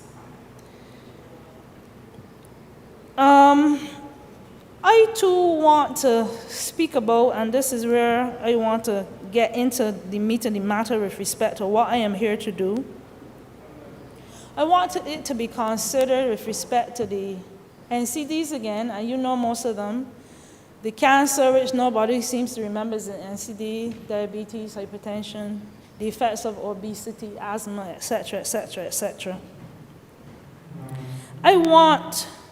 In my short stint, I want to see things like that come to the front burner, given that COVID, and with that I want to congratulate and praise and give due respect to the minister that left the light burning for me, Lieutenant Colonel Bostic. I want to thank him. He did wonderful efforts, not only in the pandemic, but in the Queen Elizabeth Hospital. Much of the public does not know of the efforts and the attainment that he made in the hospital, but they are there, and I will bring them to light at some point going forward. But we need to now refocus our efforts from COVID, not fully from COVID, but from COVID into the healthcare system, they have been around the increase in NCDs and the burden that NCDs place on the Queen Elizabeth Hospital are only public tertiary care institution. And to give you the background on that, because of the COVID situation, and I don't want to say neglect, but being placed on the back burner, the NCDs had risen. Up to last night, I had a conversation with one of the senior doctors at the hospital. And they were out of beds, one of the reasons being they're inundated by the complications of non-communicable diseases. They are seeing people coming in with cancer, breast cancer, that because of the pandemic, some 2 years are showing up 2 years later than they should have, with end-stage disease. We are seeing more like ulcers because of peripheral vascular disease, also as an effect of these things. And these are placing a burden on the community hospital. So when people talk about the wait at the accident and emergency and the wait in the outpatient clinic, it comes a lot more to that than just, I've met employees there that are enthusiastic, that are willing to work, that want to see change, that want to see the hospital running even more efficiently. So they are there. But when we have the added burden of the complications of NCDs impacting on it, it adds to it. So while the general public says, yes, the funding needs to be in the tertiary care education institution, my opinion is, and is matched by many others, is that the funding needs to put in the primary care sector so that this will bring the burden off of the tertiary care sector. The tertiary care sector was not meant to handle the volume of NCDs to which it sees because they're out of hand now. So we talk about the sugar tax, we talk about education, and this is where I want to say to my colleagues, through you, that this fight in our healthcare system involves every ministry, if not almost every ministry that is represented in this house. It involves education, and everybody knows that. It is obvious. We need to get into the schools. It involves the ministry that in charge of town and country planning, because plans need to be afoot when these fast food restaurants, the proximity to schools, where they are placed. Too late for many now, but yeah, it involves that. It involves the sports arena. By the way, I want to let the minister know I'm still waiting for my hard court some 3.5 years later, but I have faith that it will come. It involves this Ministry of Sports, of course, that is also obvious. It involves the Ministry of Transport and Works, and I brought it up earlier with respect to walking paths, bicycle lanes, sidewalks. It involves, obviously, the Ministry of Agriculture and Food Security. And I'm glad that the standard water rates have been put in place. The farmers need to get on board, and I know the minister is doing a fantastic job. I've seen the work he has done in river with respect to I call it reservoir, I can't remember the exact name for it, but it's a reservoir in all intents and purposes. The reservoir and river that will encourage the farmers to get back into farming. And this has many effects. We can now push organic farming or low insecticide farming. We can now go back to the days where these centenarians tell you what they ate and got there. We can now get back to the ground provisions. We can decrease the import bill. We can offer food at a lower cost. And this is where that ministry comes in. There is not one ministry in here I could think of, NCC, Blue Economy, all of these impact on healthcare, on the Ministry of Health and Healthcare to see our nation move forward healthily. The Prime Minister has said time and time again, the Prime Minister before her has said to, or one minister in there, that the population has not seen an increase in a long time. Many reasons is that we have a fantastic family planning initiative in Barbados that was instituted some years ago. It almost worked too well. But how do we increase the population if we are seeing more morbidity and mortality as a result of NCDs? We just simply cannot. The burden now, and I've seen the Prime Minister increase the number of years you work before you're eligible for pension from 33 1/3 to 40 years. But that means if we do not produce a healthy population, if we don't see to it that there's a healthy population, that's null and void. You could put it to 50 years if there's nobody around to work. It's a waste of time. So the idea is, and I had issues with the retirement age, but you start early and put in 40 years, hopefully it won't go beyond 65. But it cannot lie, the burden cannot lie on a small set of people who maintain the population and the workforce.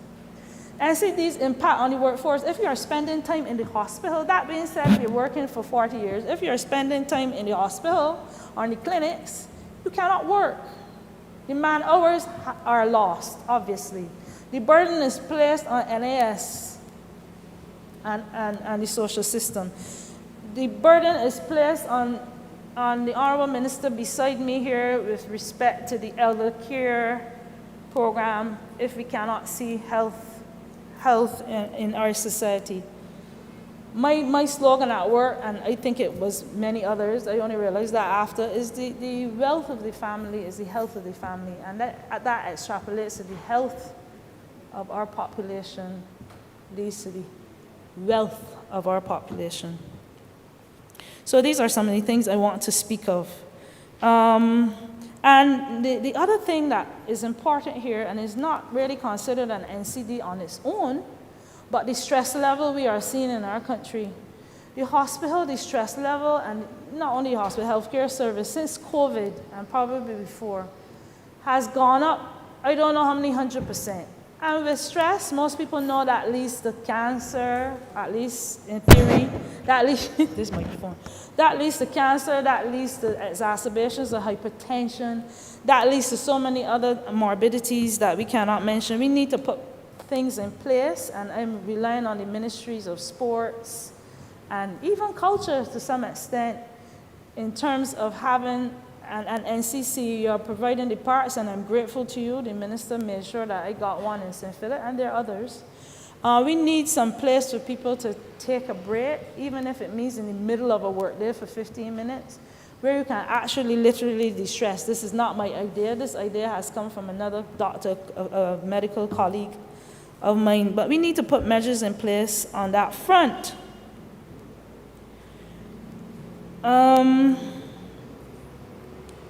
So the other thing, as I said before, the honourable member this morning spoke about the zero rating of certain supplements. And she's right, there are meal replacement supplements. That being said, they are needed. When diabetics go to dietitians and so on, a lot of the time when you're feeling sick, you don't eat well. So that is needed. I'm happy to see it there. But I want other things to run at its tail, like introducing certain medications and equipment onto the national drug formulary for everybody. They're the new generation anti-diabetic drugs now. Only one of them is on formulary. These have been proven to be very effective in control of diabetes. Things like that we need to look at and relook at to get them onto the drug formulary so that more of our population can benefit from it. Barbados is a society, I guess this is why we don't have much of a heroin problem. And we don't like getting stuck. We don't like needles, we don't like sticking.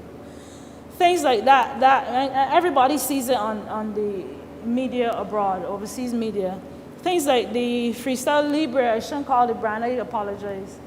Machine where you don't need to buy, you don't need to stick yourself 40 times a day. You can just swipe, you can use cell phones and get your blood sugar readings.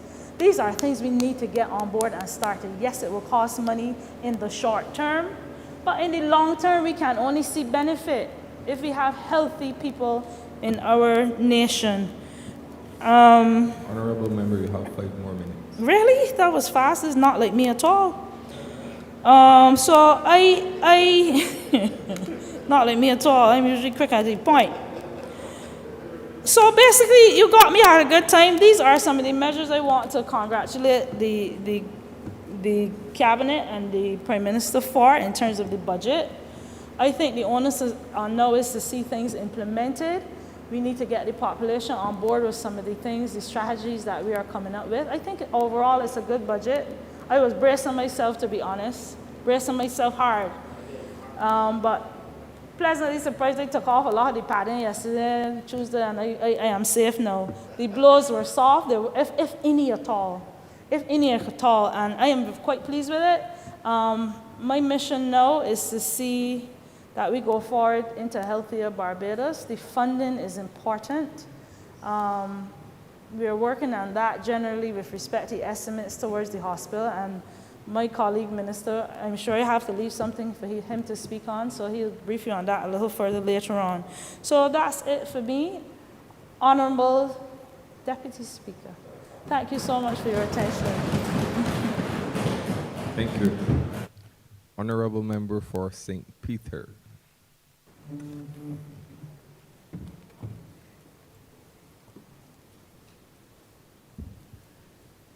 Thank you very much, Mr.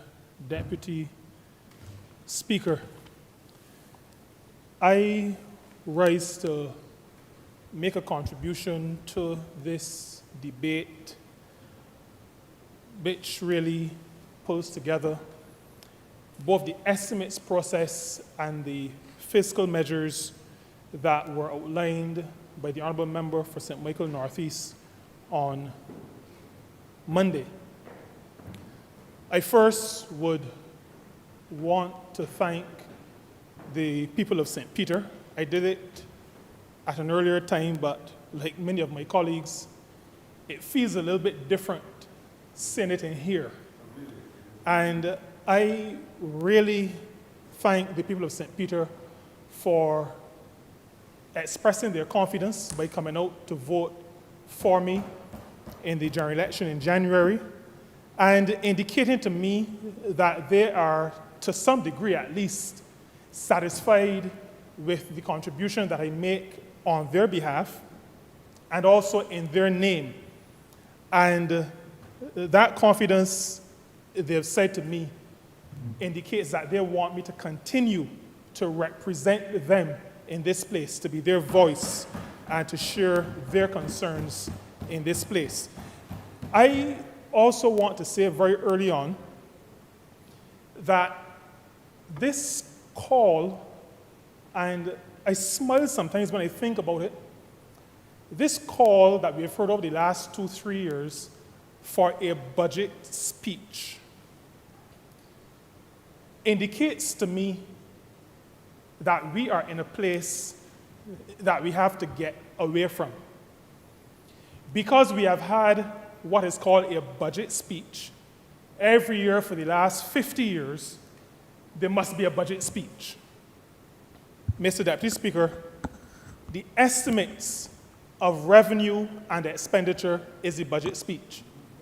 Anytime you look at numbers that tell you what you can earn, what you're going to receive, and what you're going to pay out in expenditure, whether recurrent expenditure or capital expenditure, that, for the record, is called a budget.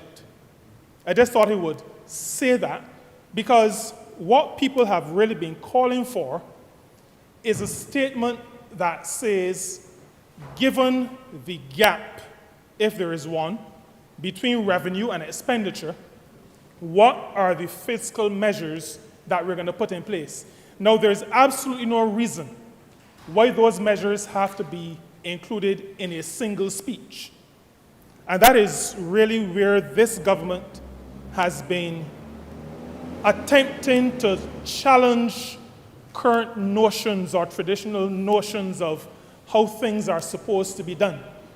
Governing, management is an ongoing process.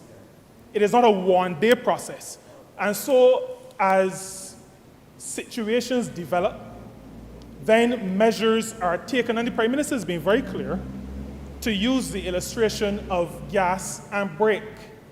You don't press gas and leave the gas on.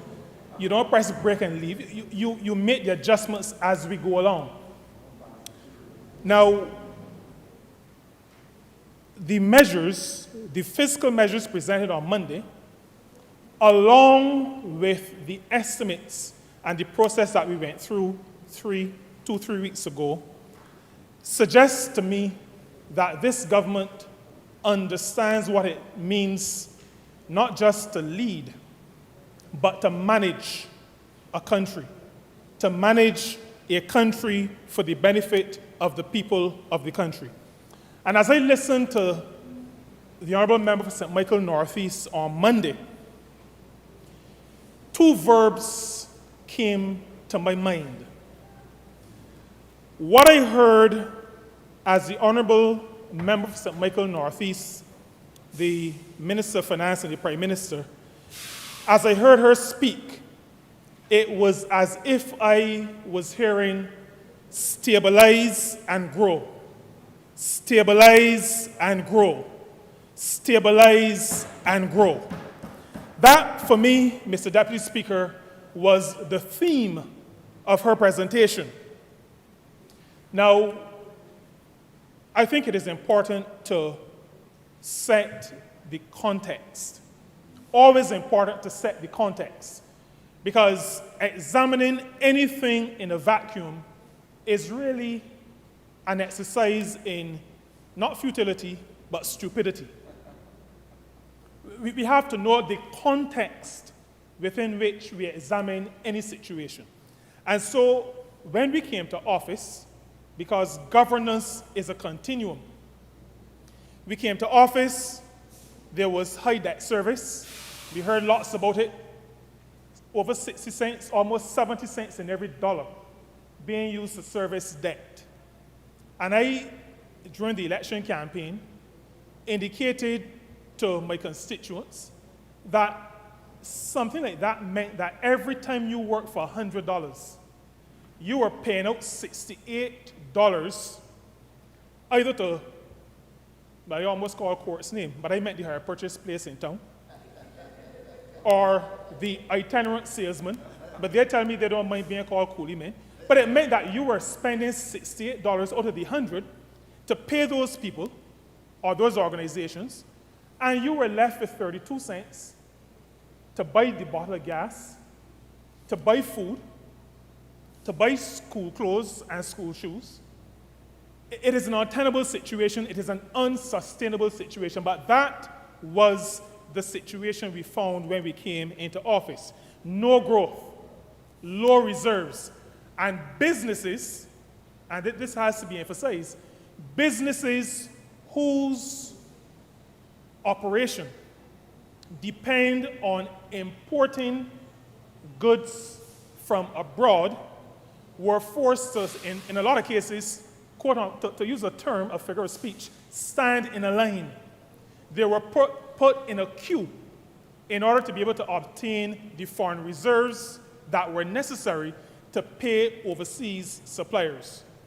And I want to say here also, Mr. Speaker, that our business community have to diversify. I'm not going to be too harsh, but we have to diversify away from only importing and reselling. But that said, we came into a situation where we had very low reserves. And so those same business persons were not able very quickly to be able to obtain the foreign reserves, the foreign exchange that would have been needed to allow for them to have a relatively smooth operation in their business. Subsequent to that, we moved into a situation of pandemic, ashfall, freak storm, Hurricane Elsa. We've heard it many times. But it's always important to put measures, whether they're the estimates or the fiscal measures that are used to close any gaps, in context. So there is what we found when we came to office. There is also what, through no fault of our own, became the lot that we had to face. And that is part of the context within which the Honourable Member for St. Michael Northeast gave those fiscal measures, expressed those fiscal measures on Monday. Outside of what we found, and outside of what we refer to as natural disasters and pandemic, whether that is natural or man-made, we also have an aging population. And the Honourable Member for St. Philip North spoke to some of that just now. An aging population. I think she said that our family planning, well, she didn't say that. She suggested that our family planning may have worked so well that we have persons living longer and persons really not being replaced. But we also, along with an aging population, face an uncertain world. And this uncertain world is not just the Russian invasion of the Ukraine, but we've seen much taking place in the geopolitical space ever since we came to office. That is the context, Mr. Deputy Speaker, within which we found and find ourselves. And it is important to understand that, to really place in focus the measures that were outlined in this Honourable Chamber on Monday. The philosophy that undergirds all that we do, and I say this as a minister responsible for what is considered a social ministry. The philosophy that undergirds all that we do, all that we have done since we came to office, and that undergirds all those measures that were shared with us on Monday, is that of shared burden, shared benefit. Shared burden, shared benefit. It goes back to what we call fairness. And you know, I had the honor of speaking. The ILO governing body is meeting as we speak during this week. And I had the privilege of sharing on a topic on one of the papers on inequalities in the world of work. And I shared on that paper within the context of having been the rapporteur last November for a working party that examined inequalities. And I was able to do that, Mr. Deputy Speaker, because as a Barbadian, we understand what it means to operate fairly, to expect fairness in how people treat to other people. Now, this matter of shared burden and shared benefit is one that seems not to be fully understood, and I hope it is that, and not that it is not being fully embraced by segments of our economic landscape. I hope it is that they're not understanding as opposed to them not embracing. Because, Mr. Deputy Speaker, if it is that they're not embracing the reality of fairness and the sharing of burden and the sharing of benefit, then they are demonstrating what I would consider a lack of patriotism, a lack of heart in being part of this country. And I make no apologies for saying that, but I hope that I'm wrong and that it is not that they are not accepting that burdens must be shared. We have shared burdens ever since we came to office. We had the increase in departure tax. Many would remember that that increase would have impacted mainly visitors to our country. They also shared some of the burden. Many would remember the room rate levy. Some businesses had to absorb some of that because tourism businesses, and I know this very well, spent most of my life in the tourism industry. You are not able to pass on these increases just like that. You are locked in. So a few visitors would have borne some of that burden, but many businesses also bore some of that burden. We had the garbage and sewage levy. All Barbadians who have water meters bore that burden. We increased bus fares. Persons who do not own vehicles,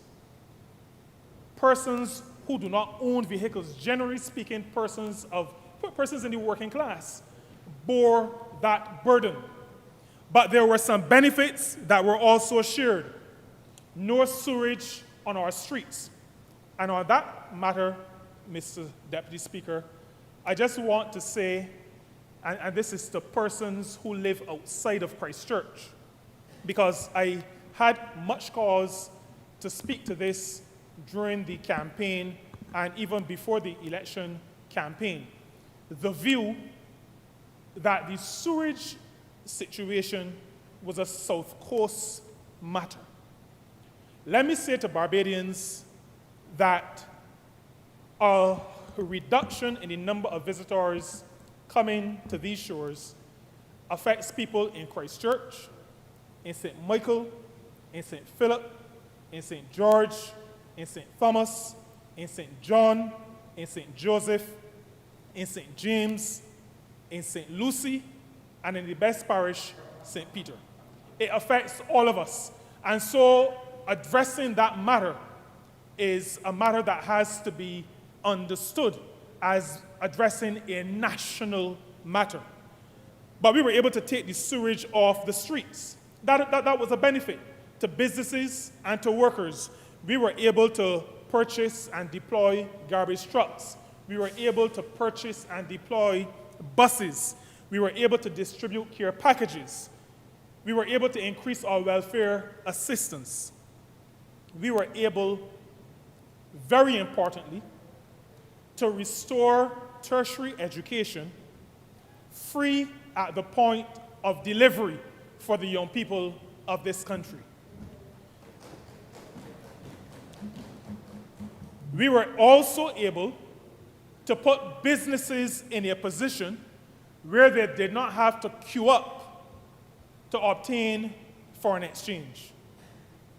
We were also, Mr. Deputy Speaker, able to roll out the BEST program, which worked both for tourism businesses as well as tourism workers. As a result of the burdens that were shared, we were able to generate significant benefits that were also shared right across the spectrum of interests in this country. We were able to introduce a national minimum wage. We were able to establish overseas job programs, moving from just having one in Canada to having programs in the United States. And as we speak, we have over 100 Barbadians working in hospitality in the United States of America. We were also able to establish an agricultural workers program in the United Kingdom, and last year we had over 100 Barbadians working in that program in the United Kingdom. We were able to build Harrison's Point. So, Mr. Deputy Speaker, what I'm trying to say is that all of us in Barbados have to recognize that we are all stakeholders. And if Barbados is going to move forward, if we're going to stabilize and grow, all of us have to be participant in the process. We are not putting burdens, and I repeat what the Prime Minister has said many times, and many of us have said, the burdens will not, as happened in the previous administration, the previous Democratic Labour Party administration, the burden of any adjustment, the burden of any rebuilding of this country will not fall squarely on the shoulders of the workers of this country. It will not. And so those who keep some noise about whether a tax is retroactive or not, the word coming from this place Monday, yesterday, today, is that the workers of this country will not bear the full burden of any adjustments that we have to make to ensure that Barbados stays afloat. That is our clear and unequivocal stance in this matter. We also have some other benefits. In St. Peter, we were able to see the drainage situation in Speightstown addressed.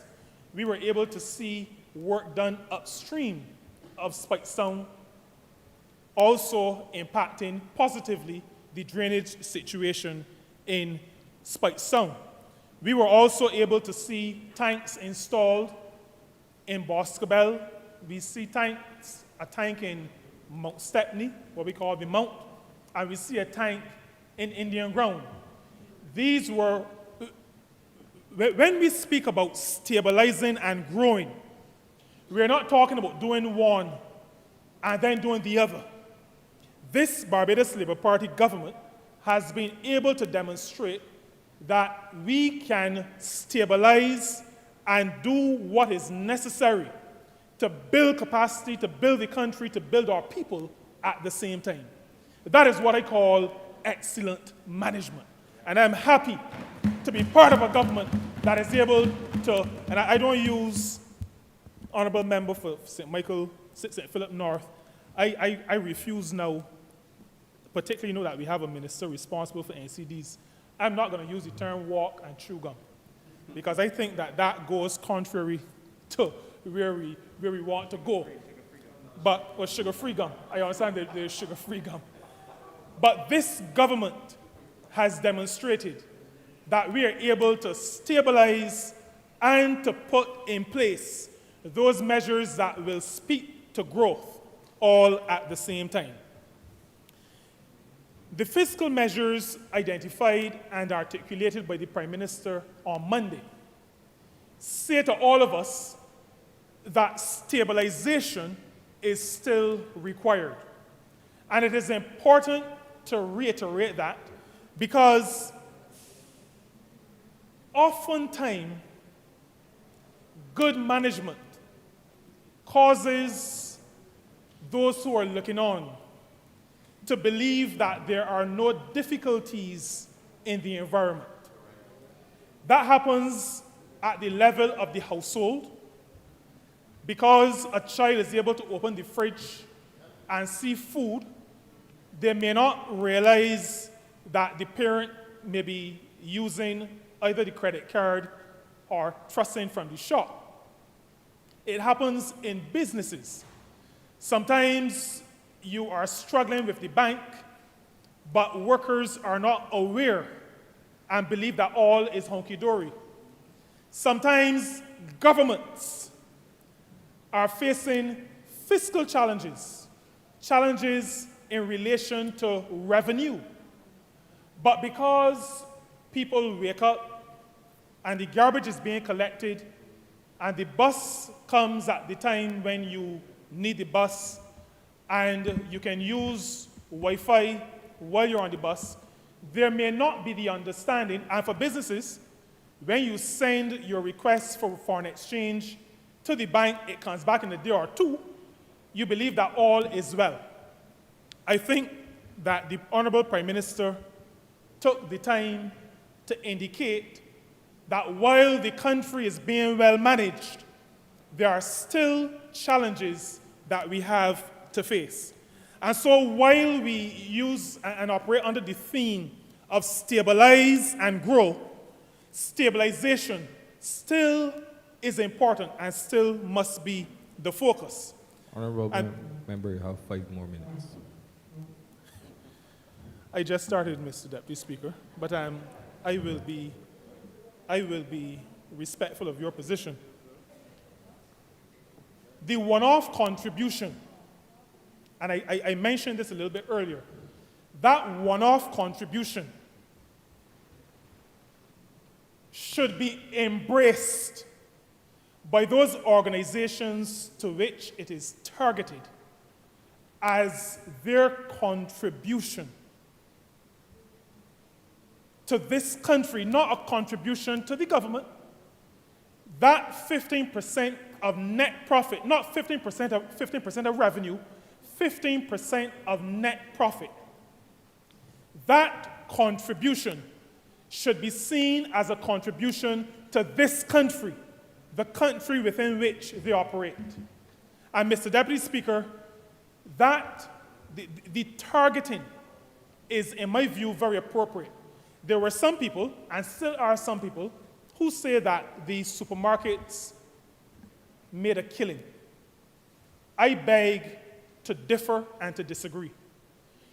those items that were being purchased, as I go into the supermarkets, those items that were being purchased during the shutdown period were what we call basics.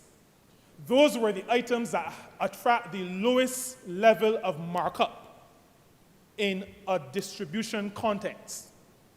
And so, while they may have been busy, it is not the same as organizations operating in the insurance space or the telecoms space. It is not the same as the commercial banks. And those institutions must recognize that we just came through and are still going through a pandemic. I am not sure where some of those leaders are living, but it can't be overseas because the pandemic, by definition, is global. And so they must recognize that they have a responsibility to the society within which they make their profits. The imposition suggests, Mr. Speaker, that if your business was so bad that you made no profits, then 15% of zero is zero. There is no additional burden.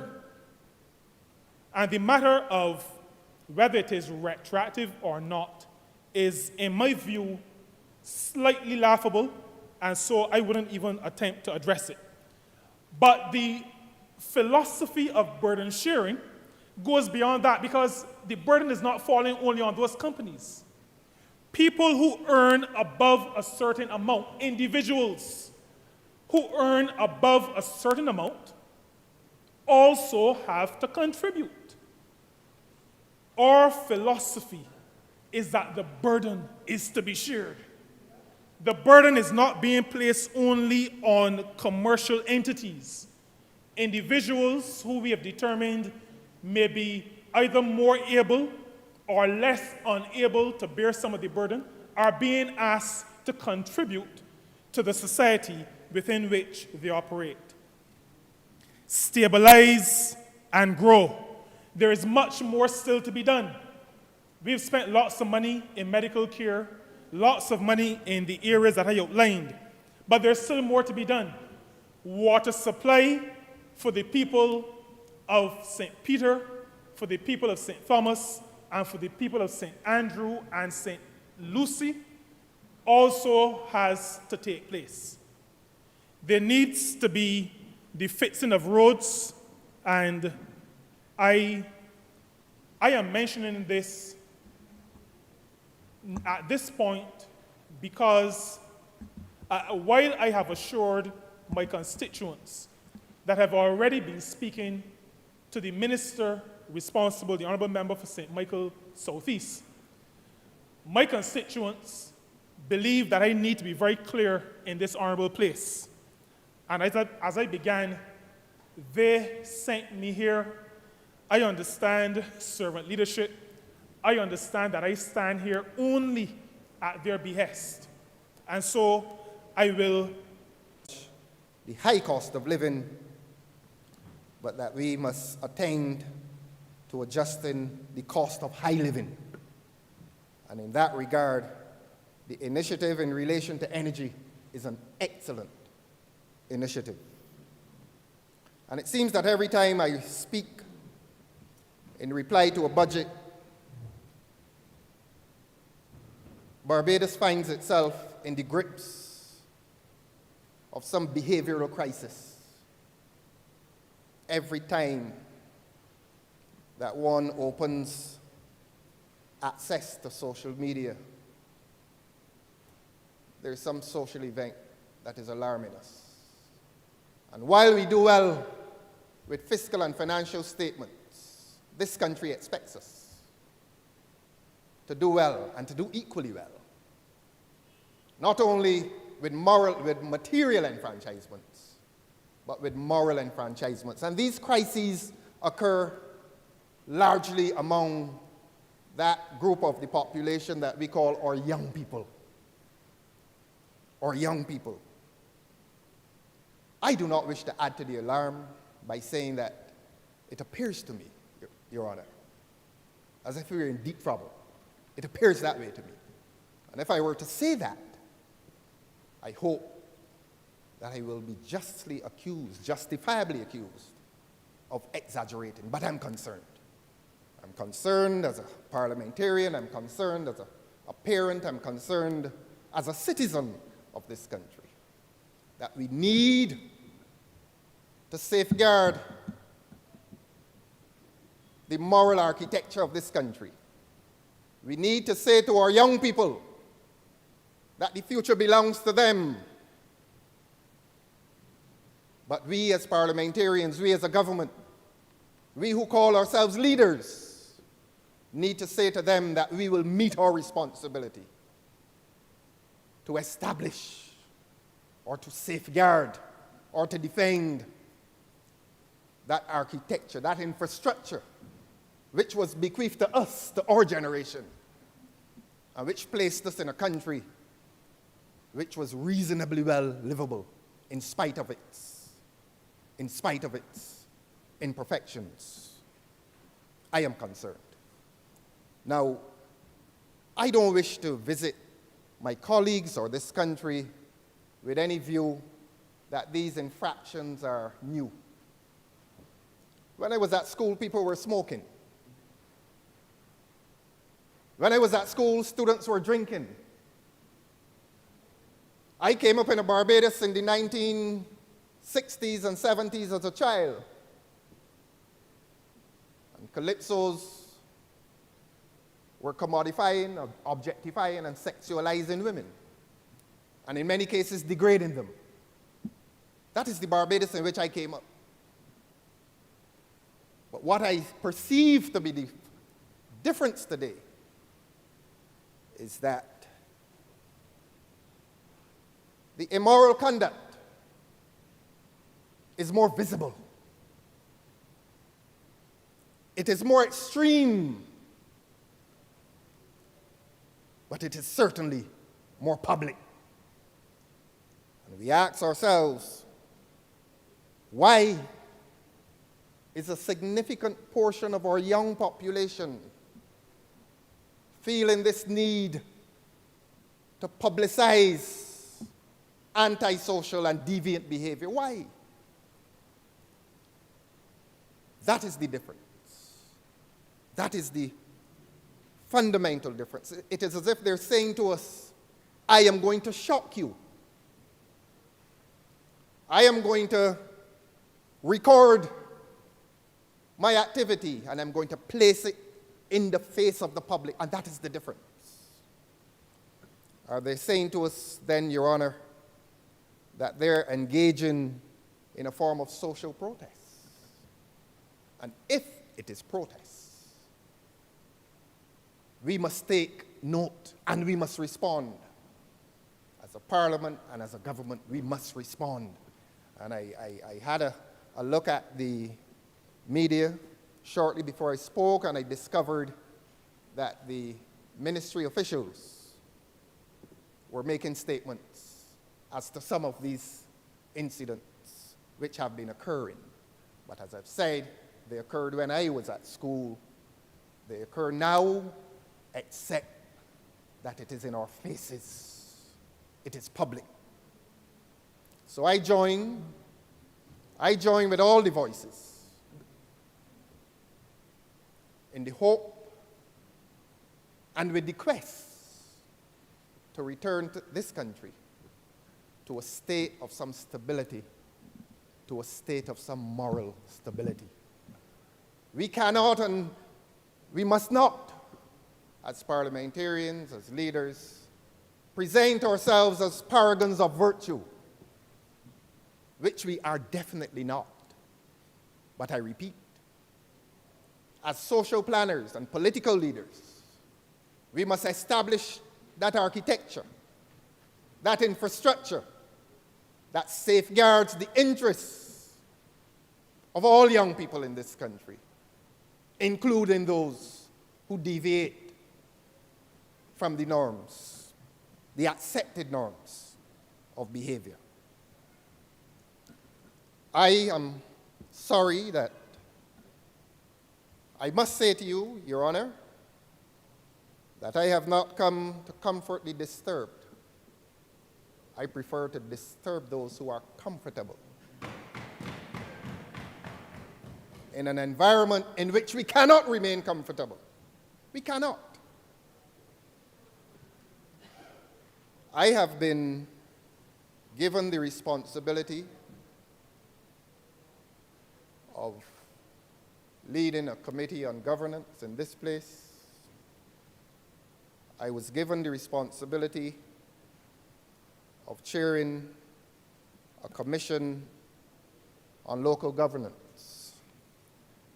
And we went across this country from 2019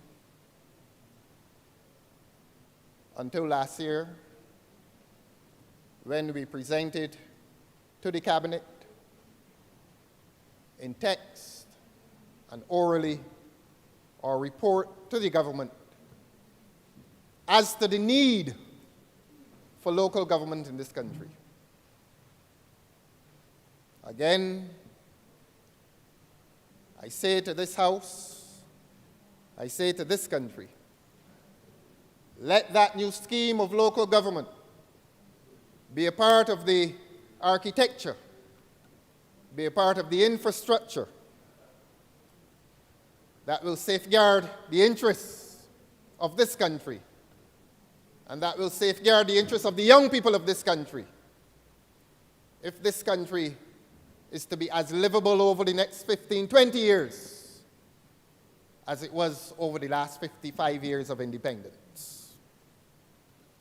I therefore present that report to this House and commend that report to this House as a scheme that will help this country to develop. As I've said before, progressive budgets will develop us materially, but we remain in peril when we ignore moral enfranchisement. And I am concerned, Your Honor. I am deeply concerned. But there's light. There's light, as they say at the end of the proverbial tunnel. I had a short conversation last night with my honorable colleague who represents St. John. I think he is responsible for sports. Short conversation, but very, very productive. And I say to him, he has a great challenge on his hands. I say that because in any scheme of local government, sport must be important. We must embrace sport and the development of sport. The world produced, or this country, produced the world's greatest cricketer of all time. And those who live for the next 50 years, I wager, will not see as great a cricketer as Sir Garfield St. Auburn Sobers. And I say this country produced him. But more particularly, beg your pardon? Cricketer, yes, cricketer. I say this country produced him. And more particularly, the Barbados Cricket League produced him. From a league of 122 clubs across this country, guaranteeing to this society's social stability. Don't underestimate the value and the importance of sport. Don't underestimate the value and the importance of cricket to this country.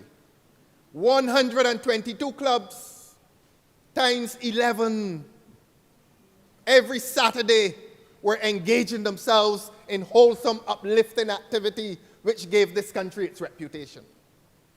I understand they have now dwindled to 20. And my friend and colleague, the Honourable Member for St. John, has set himself the challenge of restoration of sporting clubs. But I will tell you something about sporting clubs, Your Honor. And I'm talking local government here. Because a club formed in the 60s or the 70s was a form, albeit informal, of local government. Communities that welded themselves together around a single activity. Generally, it was sport. Sometimes it was what they call cultural activity.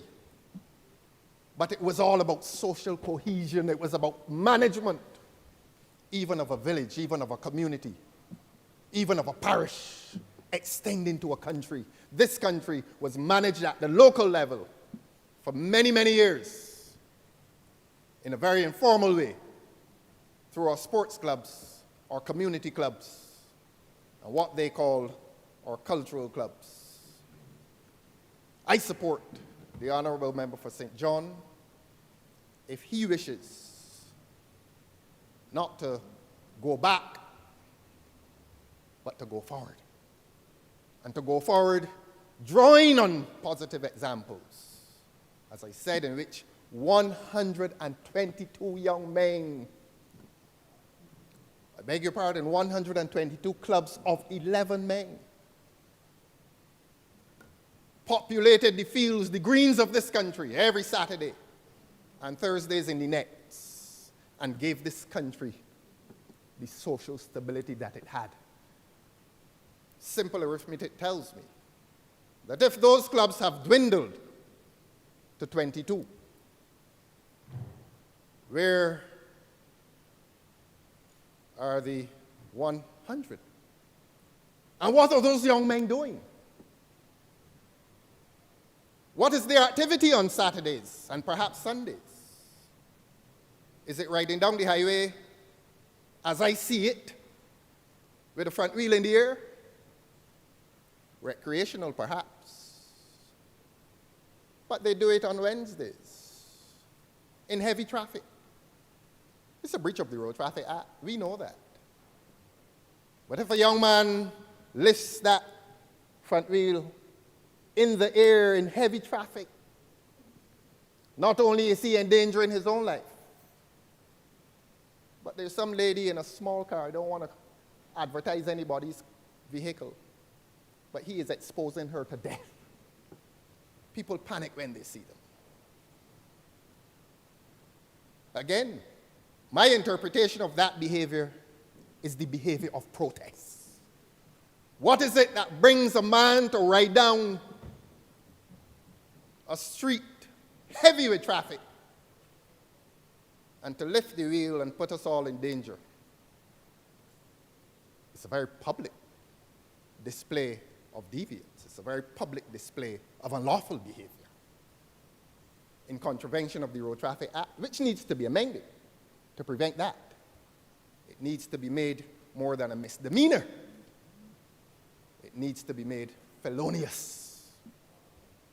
Because there is some young lady in her car who she cannot afford an expensive SUV like yours,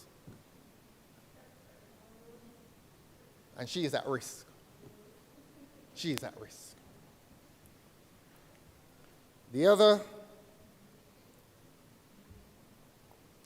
area that must find itself, the other agency, government agency, that must find itself associating with initiatives in local government is the arts.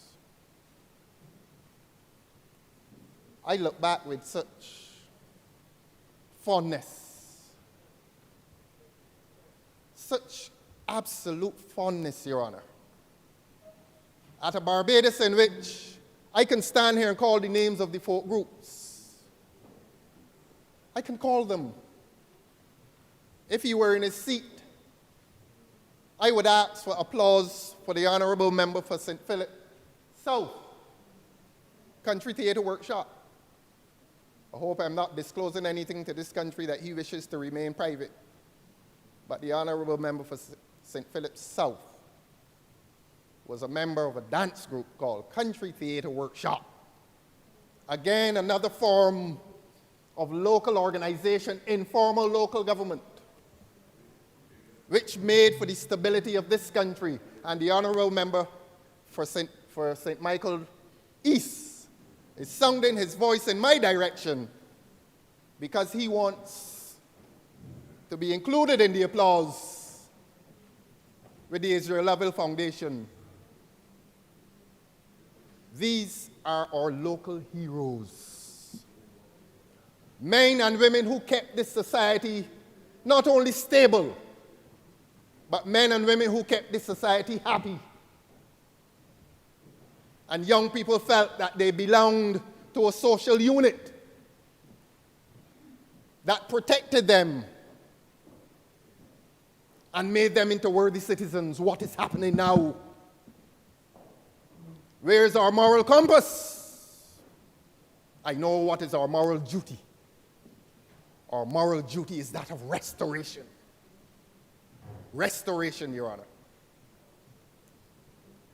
The other institution that must be embraced by a system of local government is the institution of education. And I've had the occasion in here to say previously that education is not maths and English. Education itself extends itself. Education extends itself into a transmission of values. That is fundamentally what education is about. Education is not conducted within the four walls of a classroom. Education is an entire holistic experience, which includes the arts, and it includes sports. And the teachers in the primary schools will tell you, and they have told you for many years, Your Honor, that the best students, and when I say best, I'm not talking about the ones who get in the 90s, I'm talking about human development. The best students are those who don't only read and perform their maths and their English, but they engage themselves in what we call extracurricular. And we will need to reach the point in this country and in our schools where we cease to refer to the arts and the sports as extracurricular. It must be regarded as being central to the curriculum, because the sports and the arts are central to a child's development. But I haven't left the theme of the moral decline that we are seeing displayed among our young people. This is all included in the agenda to save our young people, and by extension to save this country. I repeat, I have not come to comfort the disturbed. Let my words disturb those who remain comfortable in spite of what is happening in this country. But there's hope. There's hope. I heard my colleague and my friend, the Honourable Member for St. John, express hope. He used the word hope. And we all must join with him. Hope, my friend, springs from faith. Let us join with that hope optimism. Optimism springs from the evidence. And we want some evidence that this country is willing to return us on a path that will save itself and will more particularly save the young people of this country. On another occasion, I will express my voice honestly, and if it must be an independent voice, so be it. I engage my conscience when I speak on matters public. And I come to this place with the virtue of courage. And if that speech places me in the minority, it matters not to me if this country, the interest of this country, is dependent even on listening to a minority view. And I beseech those with the responsibility to approach this question of the common entrance exam with some care. Yes, there are points in national life where we need to fix things. But when I was doing Latin at school, there was a phrase, festina lente, hasten slowly. There's no rush to do good. And if that rush makes us stumble upon bad, let us hasten slowly. And let us engage the views of our parents. Let us engage the views, importantly, of the other important stakeholders within the institution of education, those who sit centrally, the teachers. Education has brought this country too far. Too far! Honourable member, you have 5 more minutes. 5 minutes. You're very kind, sir. Thank you. Education has brought this country too far. And let us develop it. And let us do so carefully. Festina lente. That is as much as I will say on that for the time being. And will add that I beg my colleagues, as we went around this country, begging the citizens of this country to find that a system of local government will rescue this country that for too long, constitutionally and politically, governance, the systems of governance have been top-heavy. And there's no reason why a man living in a community, whether it is wealthy or poor, should feel at the mercy, should feel that he must wait on the benevolence of the executive for infrastructural development to take place in his community. But not only is it about material enfranchisements. It is about a community having a sense of responsibility, having its own sense of responsibility for its development, so that a properly functioning system of local governance will embrace the welfare system, and it will become a scheme of protection in which the local people protect their own, in which indigence does not have to go on the front page of any newspaper and does not call necessarily on the kindest intervention of a minister, but that the local people, as happened in Barbados. Do you understand, Your Honor, that several children who used to be homeless and were potentially homeless were housed quietly in homes across Barbados, in country and town? Several, and I quote, strangers found themselves living as brother and sister in a house down the street. And they were not related. And the rest of us who looked on curiously. And we weren't sure whether they were a brother, a cousin, whether there was any blood relation. The point I make to you again, Your Honor, is that this country had reached such a high point of social development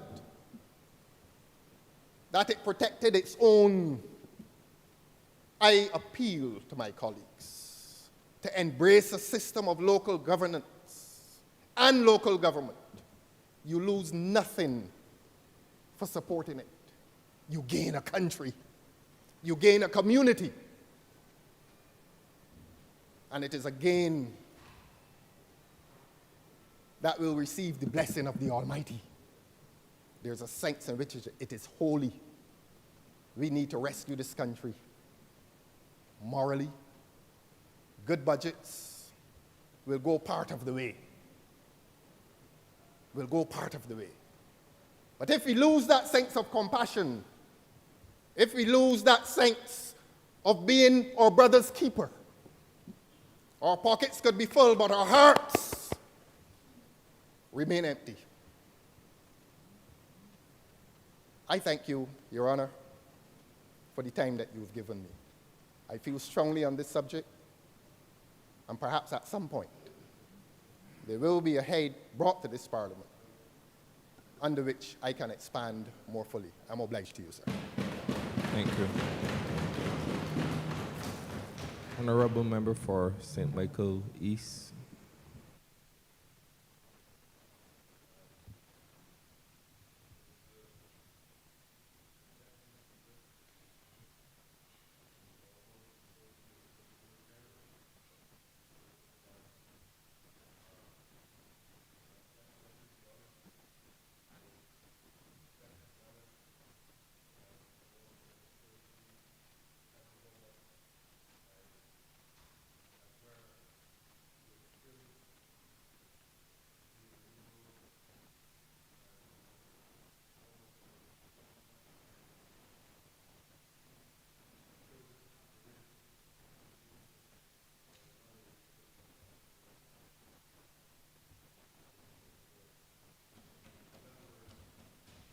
Thank you.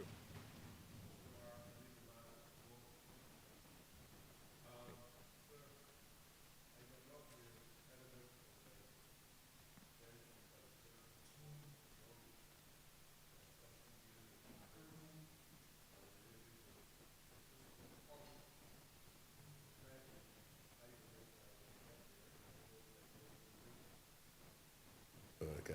Well, I hope, I'm surprised that my voice is so loud. Anyhow, I hope that you heard me, sir. Yes, sir. Thank you. I might not be as eloquent as my friend from Christchurch, who is a learned brother in many different areas of human endeavor, different disciplines. But I hope that I'll be able to make sense of a few words which I intend to babble today. And sir, where I go around, I will hope that my colleagues, who are much wiser than I am, will be able to bring me back on track. Sir, I want to be inspired by a stanza, just 2 verses of a stanza, as I said before, by an outstanding Caribbean man. It is called, This is a Dark Day. This is a dark time, my love. Martin Carter, correct. I know you would correct me, sir. This is a dark time, my love. All around the lands, beetles crawl about. The sun, the morning sun, is hidden in the sky. And red flowers bend their heads in awful sorrow. This is a dark time, my love. It's the season of oppression, dark metal, and tears. It's a festival of guns, the carnival of misery. Everywhere the face of men are strained and anxious. I sometimes when I reflect on the material by Martin Carter, I ask how a man that has deceased so long, that never lived in these lands, can capture all the public issues that affect our lives at this moment. I was hearing people talking about COVID. I want to talk more about what COVID has done to us. I've heard people talking about Elsa. I want to talk about what Elsa has done to us, the vicious Elsa. Because the Minister of Housing will have to respond to what are the consequences, the impact of Elsa on the society. What has happened to us as a consequence of the vicious, wicked, I almost say malicious, which is equally as, or rather synonymous with wicked. Wicked COVID. So many children, especially poor children that need the assistance in the schools across Barbados. 2 years older and now struggling to catch up. Some of them during that period, they had no iPads, no laptops, no electricity in their houses. And that's why I say that this is a dark time. And that is why I'm of the opinion that Martin Carter means so much in order for me to create the psychological construct of our reality. I know we can pick out different little things and identify them and say this constitutes a budget. And I'm not saying that anybody can capture in any holistic way all the different aspects, fundamental aspects of the things that affect our lives. No human being can get it done. There's always something that would be excluded from the assessment. But when you make the assessment, you still got to construct solutions. All of a sudden, in this society, we are hearing all types of charlatans, uninformed, unscientific, facing the vicarious nature of the trauma which they experienced during the last election. The people indicated very clearly, you are not bringing anything to the table that is worthy of our consideration. Consequence, everybody in one of those groups who thought they were of importance to the Barbadian public, every man lose his deposit at the Treasury is much fatter tonight as a consequence of these peripheral characters who thought that they had an answer. And when you believe that in the post-election period, these people would have hid and reconsider the way in which they were rejected, they want to make comments every day in the newspaper about how this government is performing. And even when some of them or one of them was in here, he didn't put anything of any great significance. It is not Prescott's judgment, it's not the member of St. Michael's judgment, it's the people's judgment. You had to move from one constituency to another. And even after you do that, you could not save your deposit. It said something then about the kind of confusion at the time that we are in, the kind of confusion that we're in, where people do not even know their place in terms of how they can contribute to the development of Barbados. And that is why I was inspired this morning to go to the text by Martin Carter, because it is just a period of that kind of confusion. And then they find themselves playing a role within the daily newspapers and expressing their views on radios and television. And somebody who obviously, in the people's mind, you don't get 30 seats on 2 occasions. It has never happened anywhere in the world. And the people must judge us in everything that we do. It is not an elitist core of persons who assume that they are the brains of the society that decided that we should get 30 seats.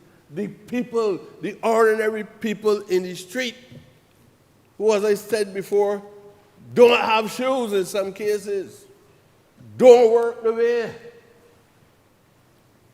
homeless. The people say you are not worthy of representing them. I must give credit to the Honourable Prime Minister of Barbados. Some people might be a little surprised knowing that I have experienced things in my life that should cause me to think different. But I don't have malice in my heart. I don't have malice in my heart. If I feel that you do me wrong, I will tell you that you do me wrong. And when I get up in the morning, you are my friend if you so desire to be. Otherwise, if you don't feel like being my friend, my purpose for being here, I am parliamentary representative of the people of St. Michael's East. I ain't nobody, I ain't walking about doing anything in order to find the favors for me to get no job, no ministry, nothing so. So anytime I say something about the Prime Minister of Barbados, I say objectively, with no malice for any human being, including some people that people believe that I don't like. I have had Caucasian friends.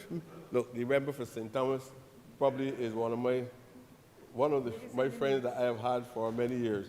But we have had one or two little, you know what it is. We are two different persons. I know, I don't know if the Deputy Prime Minister, I don't know, he put me to sit beside of her, and I gotta be very careful that I don't receive a right hook for her. Because for quite a long time, she withdrew from me our friendship. But I love you, honestly, I love you. And I tell you why I love you too, because I believe that you have a right to be here. And even in a budget, I know that whenever you express yourself with the passion that you do, I believe that it is because you are on the same track as I am on, because our central purpose to participate in any debate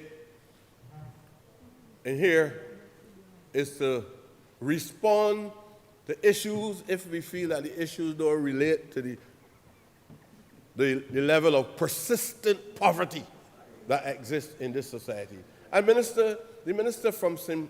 Michael's South will discover that one of the most dangerous creatures in public life that we have always been confronted with is poverty.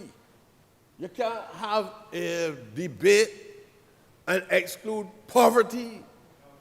You don't want any word that is synonymous with poverty.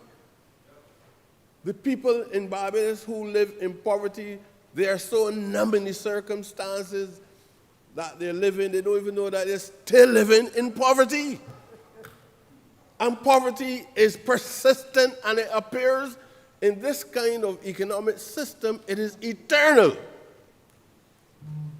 And anytime we make an analysis of an economy, as we did prior to 2008, all right? Remember for St. Thomas? It was 2008 when we went on a program, and I don't want to travel so far, that the Prime Minister of the day placed as our major theme, not only in the Ministry of Social Transformation, all the other esoteric things that they were talking about. He said the eradication of poverty is central to our program, annual program. And I was waiting to hear that aspect of it. I admire, and I'm telling you this here from my heart, the humility. I admire all the principles that came along with all the packaging within the last budget. I don't believe that anybody else in here or outside could have done anything better. But the caveat is the element of poverty. You might talk about the reductions on gasoline, on diesel. You might talk about the effort to curtail diabetes, hypertension, all of that. But poverty is at the core of all of this that we must address. And I believe that the honorable member has a responsibility to his mother, his father from St. Michael's South, his family in Lakeridge Village, the people in the point from which he sprung, right? He has a responsibility to include in this debate his passion and commitment for the eradication of poverty. You did that, and I was absent. I have a friend that many people in this room would refer to as a vagrant, because some people use that word now as though it is musical to their ears. And I went to put him down today at St. Philip Parish Church because he's my friend. Whenever he goes there, he's my friend. They call him philosopher. Because you saw him out there and nobody will believe who he is. He taught at Ferguson. He worked at the Caribbean Development Bank. But he had a bad break. And because of that bad break and the mental challenges which he had, he never wanted to live in a house again. So these are important things that we must look at in the society. We have men on the street, men living in poverty. When they get on the street, they might not be mentally ill, but if you stay on the street for a few days, you have to make an adaptation to the new environment that you live in, so you become a person who then must face the challenges that a person who lives in poverty and in those circumstances must face. And poverty, sir, and diabetes, I heard all the medical terminologies and trying to understand diabetes and what you must take after you get sick. But we have diabetics around here, people suffering with hypertension around here because of the inflictions of colonial history. Enough sugar, not from beet, not from any other fruit, not from any other cane, but sugar cane. Diabetes. We have more amputees in Barbados per capita than probably any other place in the world. People, we have the responsibility to explain to Barbadians not only what people are experiencing, because education is fundamental, but why they are experiencing it. What is the cause? Like when you go to a doctor, the doctor can only give you a prescription if he knows what is wrong, the history and the cause of the problem and diagnosis. And the pharmacist on the other side will tell you he can only prescribe certain things for men if men explain to him, even though sometimes they're a bit reluctant to do so, what is their problem? And then he provides the remedy. The Minister for the Blue Economy. Right. And when the Minister for the Blue Economy puts forward the solution, most of the time you recognize that this is a real professional man. Sir, but hypertension, the things that we eat every day. So you had discussions.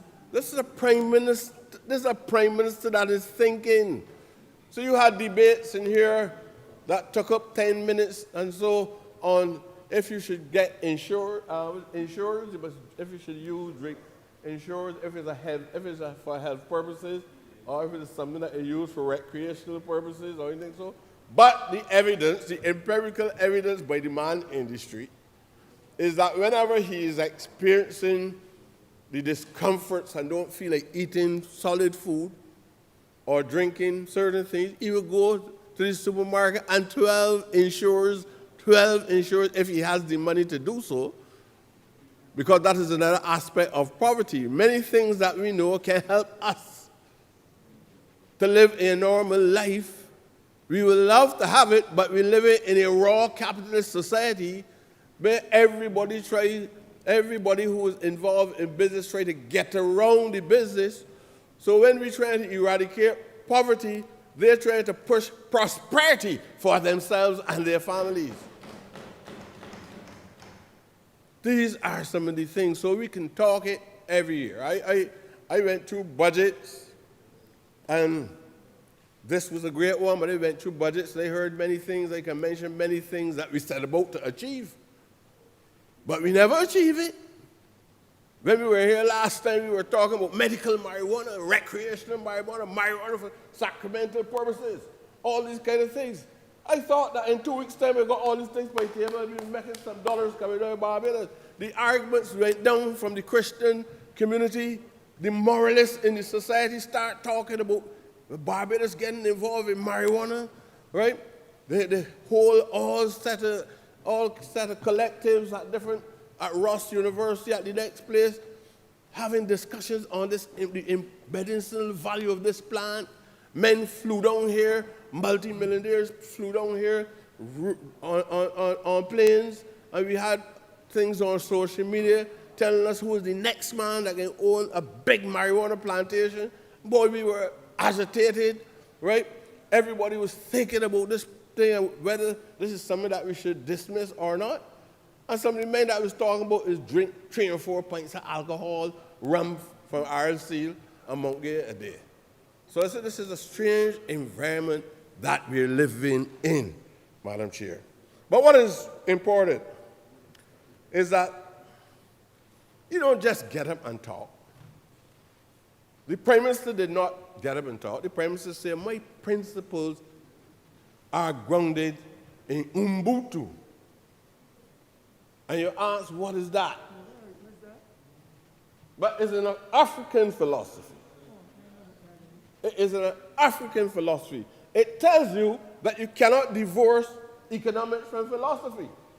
So anybody coming here with a knee-jerk view of what economics is supposed to be, and you don't understand political economy or the philosophy of economics, the one that you want to apply for all is not the same. Small people, look, Marx had a view. And as much as Western propaganda might confuse the heads of people who are superficial in the area of both Western knowledge and Eastern knowledge, philosophy as well, Marx had a view about if you have, you help those who don't. That's all it was saying. If you have, Marx preached equality. Marx preached whatever word you choose, you can call it socialism, communism. Marx preached the building of not only a communist society or a socialist society, people interchange words, but he preached about building an egalitarian state. But if we can preach everything we want to preach in here, but we don't execute. I was in here recently, and I was trying to point out the manner in which the bureaucracy behaves, because I was hearing it every day in my age, in the membership room, on the streets, how the bureaucracy obstructs government all the time. And if they work with one government, and then another one come in and attempt to reverse the policy and they feel they were participating in the construction of the first policy, the bureaucracy don't respond in a favorable way. Honourable Member, I feel your passion, but you have 5 more minutes remaining. Sir, how you can do that to me? And I got some magazines. I believe, sir, that you have, with your authority, a little, an elastic. Huh? Well, Pop? Okay. But, ma'am, I was just trying to put these things. There are other people might not always agree with the philosophy of certain thoughts.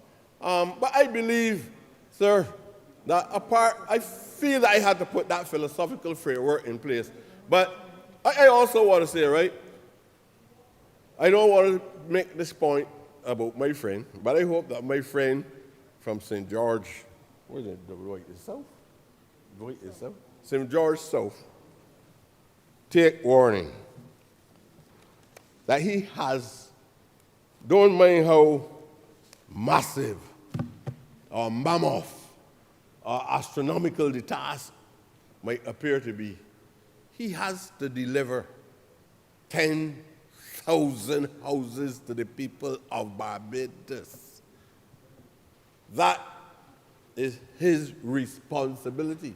People only respect an institution when the institution do things that other people believe can't be done. I've heard a very stern warning given to him, sir. 10,000 houses, prove yourself, or come and take a seat over here with Prescott. You all understand that. He produced 10,000 houses. I don't know, you can get the land. I hear the boy tell you can get the money if you take out the land by compulsory acquisition. But he got to build 10,000 houses, or I will vacate this seat, and he will get an opportunity to sit here. Out here is representative of a symbolic position, right? So although you're not part, it might not be de jure, but it looks as though it has some de facto meaning. I'm sorry to say that about the more youthful and the more recent persons who came to Parliament.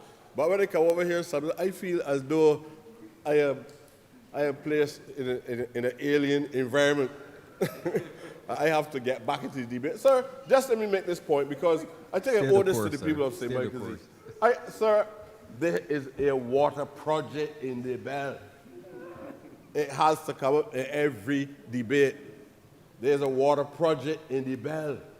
I have thousands of people, and the Speaker of this House also, he has thousands of people living in those pockets in a very derogatory way. In my view, people refer to them as squatters. The people that live down there, they got wells.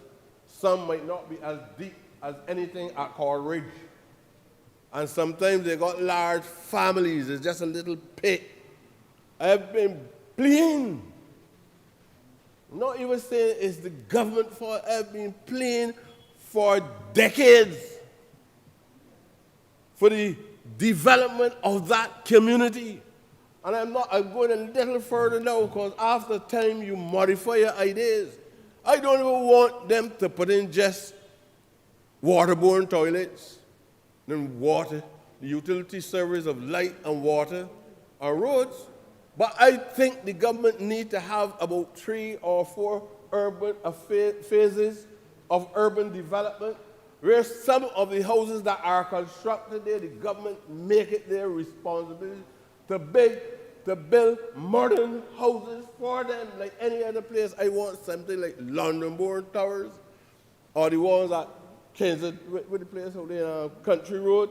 I believe that the state can take on that responsibility. Phase 1, Phase 2, and Phase 3 of the housing construction program for the people there. And where there is a necessity to realign the houses, when you do that, it is something that the people will respect. If you just deal with the utility services, people can be living in the same houses of the same quality in the specific area.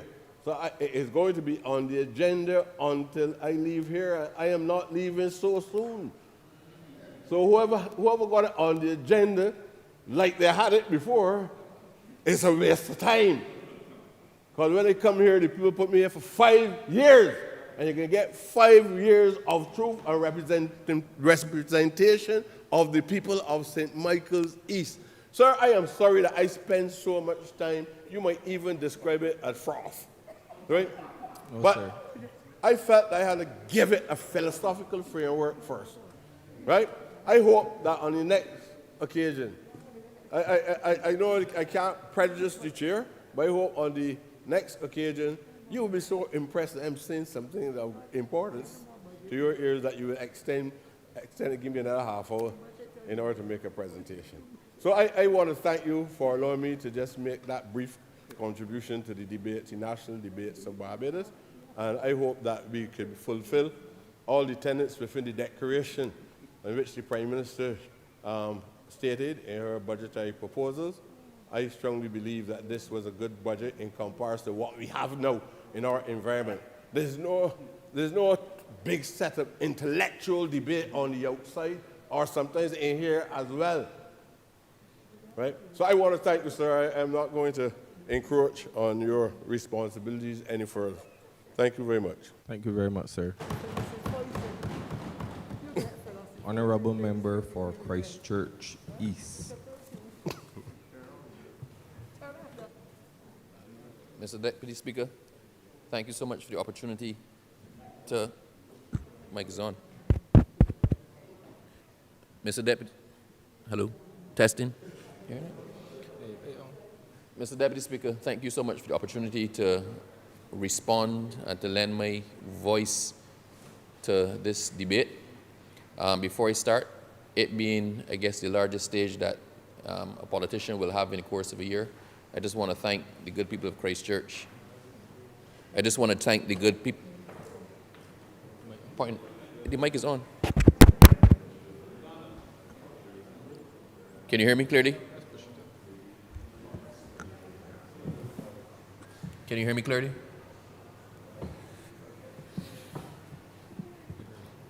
I just want to thank the good people of Christchurch East who returned me, and I continue my pledge to have your back as you had mine in the last election. Sir, Oliver Wendell Holmes, a former justice of the U.S. Supreme Court, said, and it's probably one of the most famous quotes about government, that taxes are the price we pay for a civilized society. And in some respects, sir, a civilized society is the entire purpose of government. We come here to make a difference. We come here to create and maintain order. We come here to do what is necessary for the persons in a country. We come here for the betterment of Barbados, and we try to make our society civilized. One of the ways that we do this, sir, is that we come to the people and we explain to them what the government's plans are, how we plan to spend the money, and what we plan to do to take our country forward. And that's what we commonly refer to, sir, as a budget address. Now, I've heard the criticisms that have come from the usual places following the Prime Minister's address on Monday. But if we are honest with ourselves, sir, the lead up to this budget, the anticipation and the fear of the average Barbadian was that we were going to get laced with taxes. The average Barbadian was living in fear as to what exactly would be delivered on last Monday, how much would it impact us, and how far would it set us back. And I think the fears of the average Barbadian were largely unrealized by the pronouncements and the plans as espoused by the Honourable Prime Minister. So this was not a giveaway budget, because this is not the time to give away. The reality is that we're in a very, very difficult time in our country's history. We're in a very difficult time globally. The economic realities are what they are.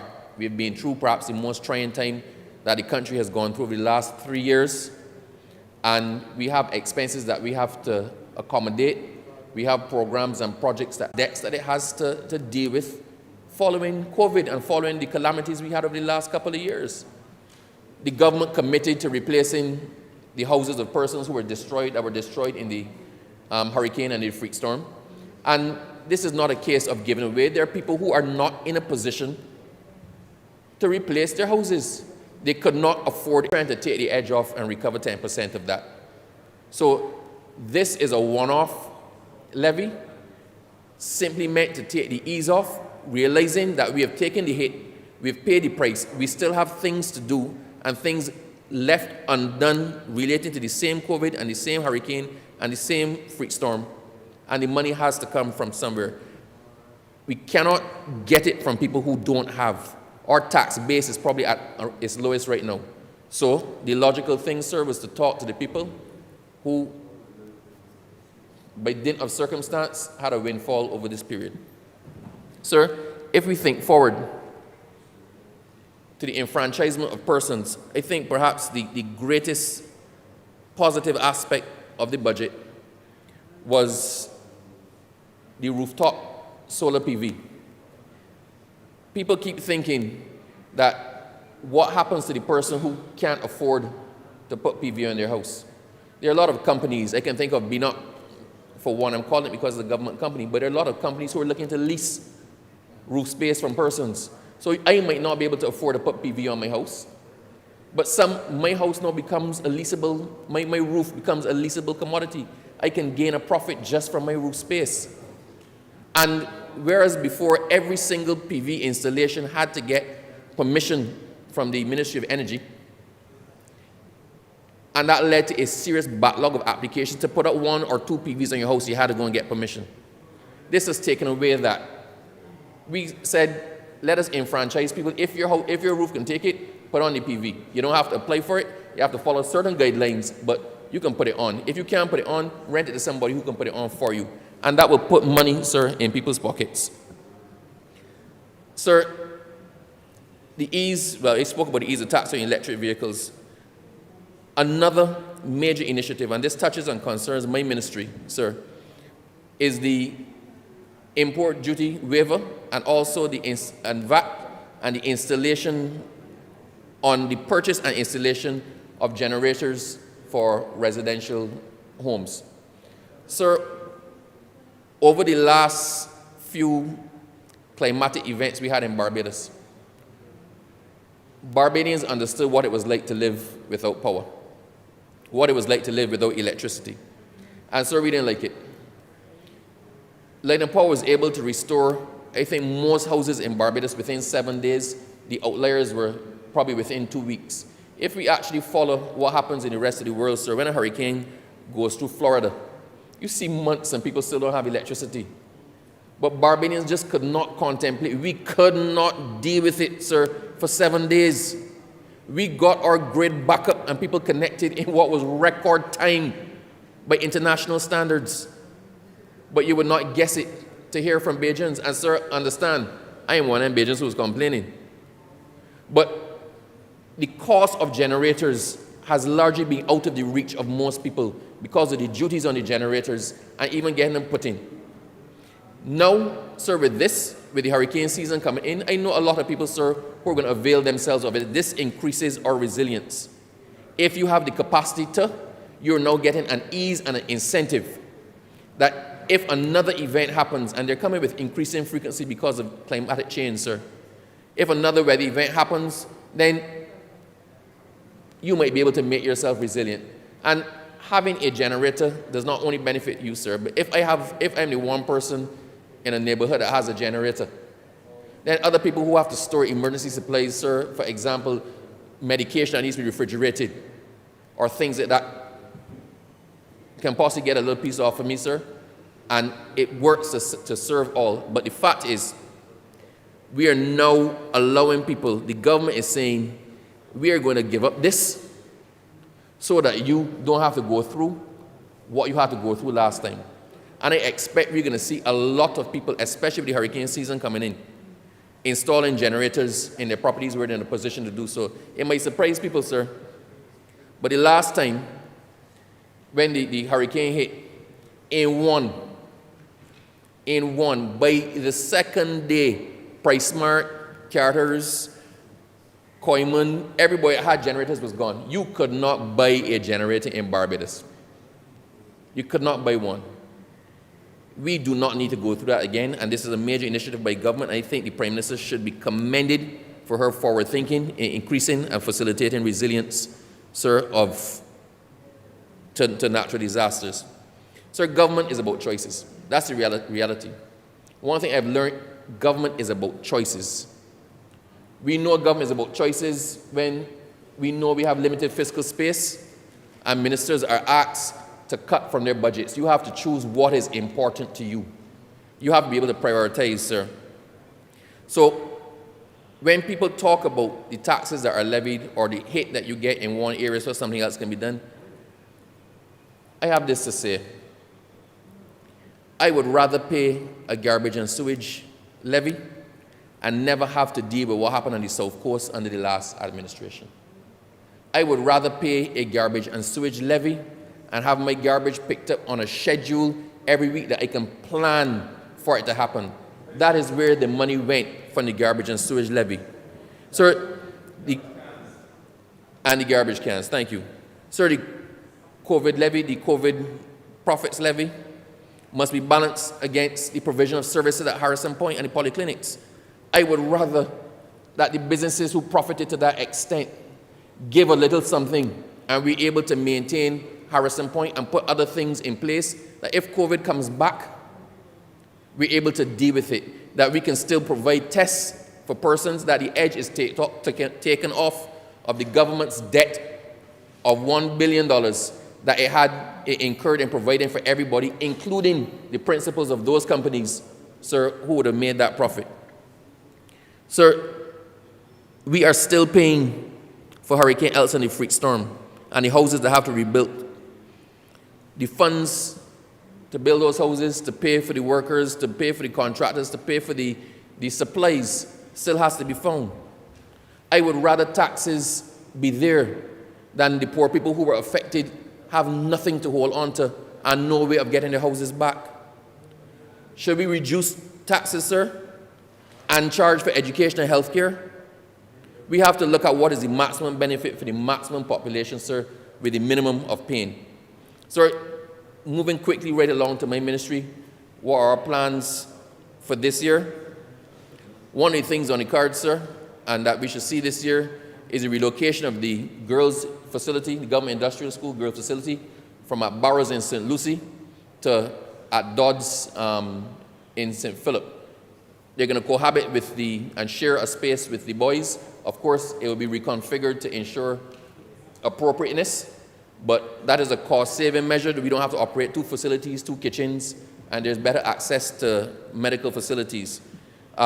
Sir, in immigration, and I want to say that I would like to commend the Chief Immigration Officer, and I also want to commend the Immigration Department for turning itself around and becoming that department in government that people point at as being the example, the principal and premier example of what service in Barbados should look like. But with all they've done already, sir, they're not stopping there.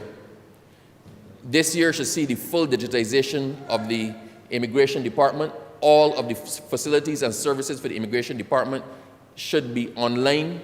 All applications should be able to be done online, sir, and payments made online as well. That is what we're looking for in the Immigration Department. In addition, sir, you can clap for yourself. You started it. You can clap for yourself.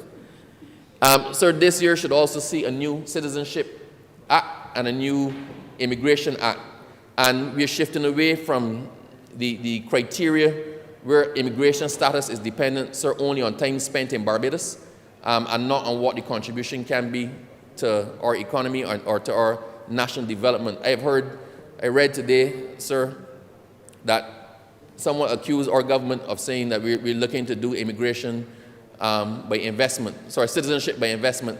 Nothing could be further from the truth. Sir, Canada, New Zealand, other countries, sir, have a points program where it is not length of time counts for one thing. If you are a direct descendant of a Barbadian, then you get your status as a right. But for where we don't go by descent, right, where we're looking at somebody who has no real ties to Barbados, then it is not just that you've been here for 7 years or 10 years or 15 years, right? You may get points for the amount of time that you've been here, but you can also get points for your educational background, whether you have a skill set that the government needs as defined every single year where we have deficiencies, whether you have a house in Barbados, whether you're in employment, if you're looking to set up a business. So there are a lot of other criteria. I'm not going to go through all of them now, sir, but the one thing about that is it demystifies the immigration process. Everybody who's applying for immigration status now knows exactly what it is that they have to do and have to prove to get the status that they're applying for. And it is transparent, it roots out corruption, it makes people able to plan. So I'm looking forward to that. I've been in discussion with the Attorney General on it, and we believe, sir, that we are going to be in a position to present both the citizenship legislation and the Immigration Act in good order this year, sir. I have learned from calling times, but I would say in good order this year. Sir, with respect to the fire service, we're looking at increasing the training of the fire service and getting new appliances.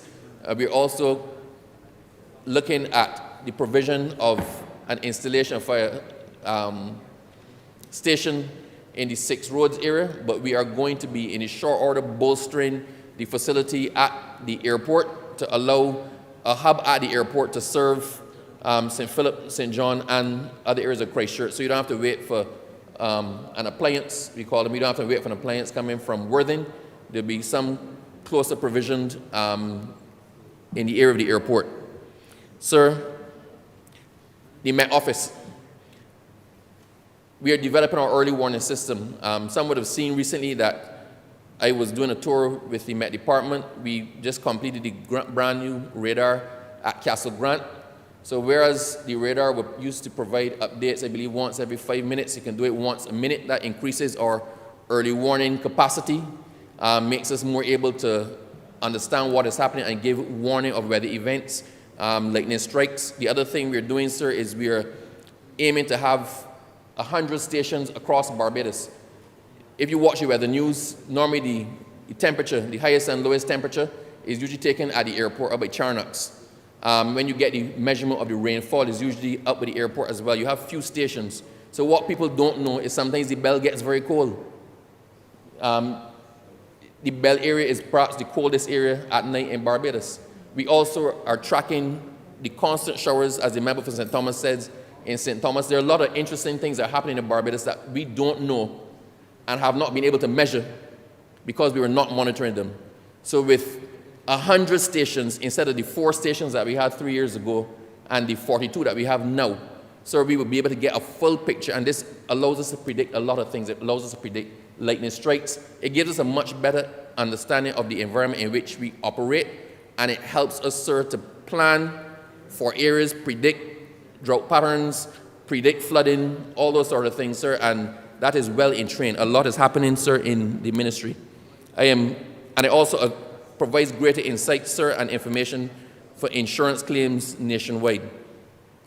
Sorry, I'm pelting through because I promised to end quickly. You need to say nothing, sir. I'm about to land the plane.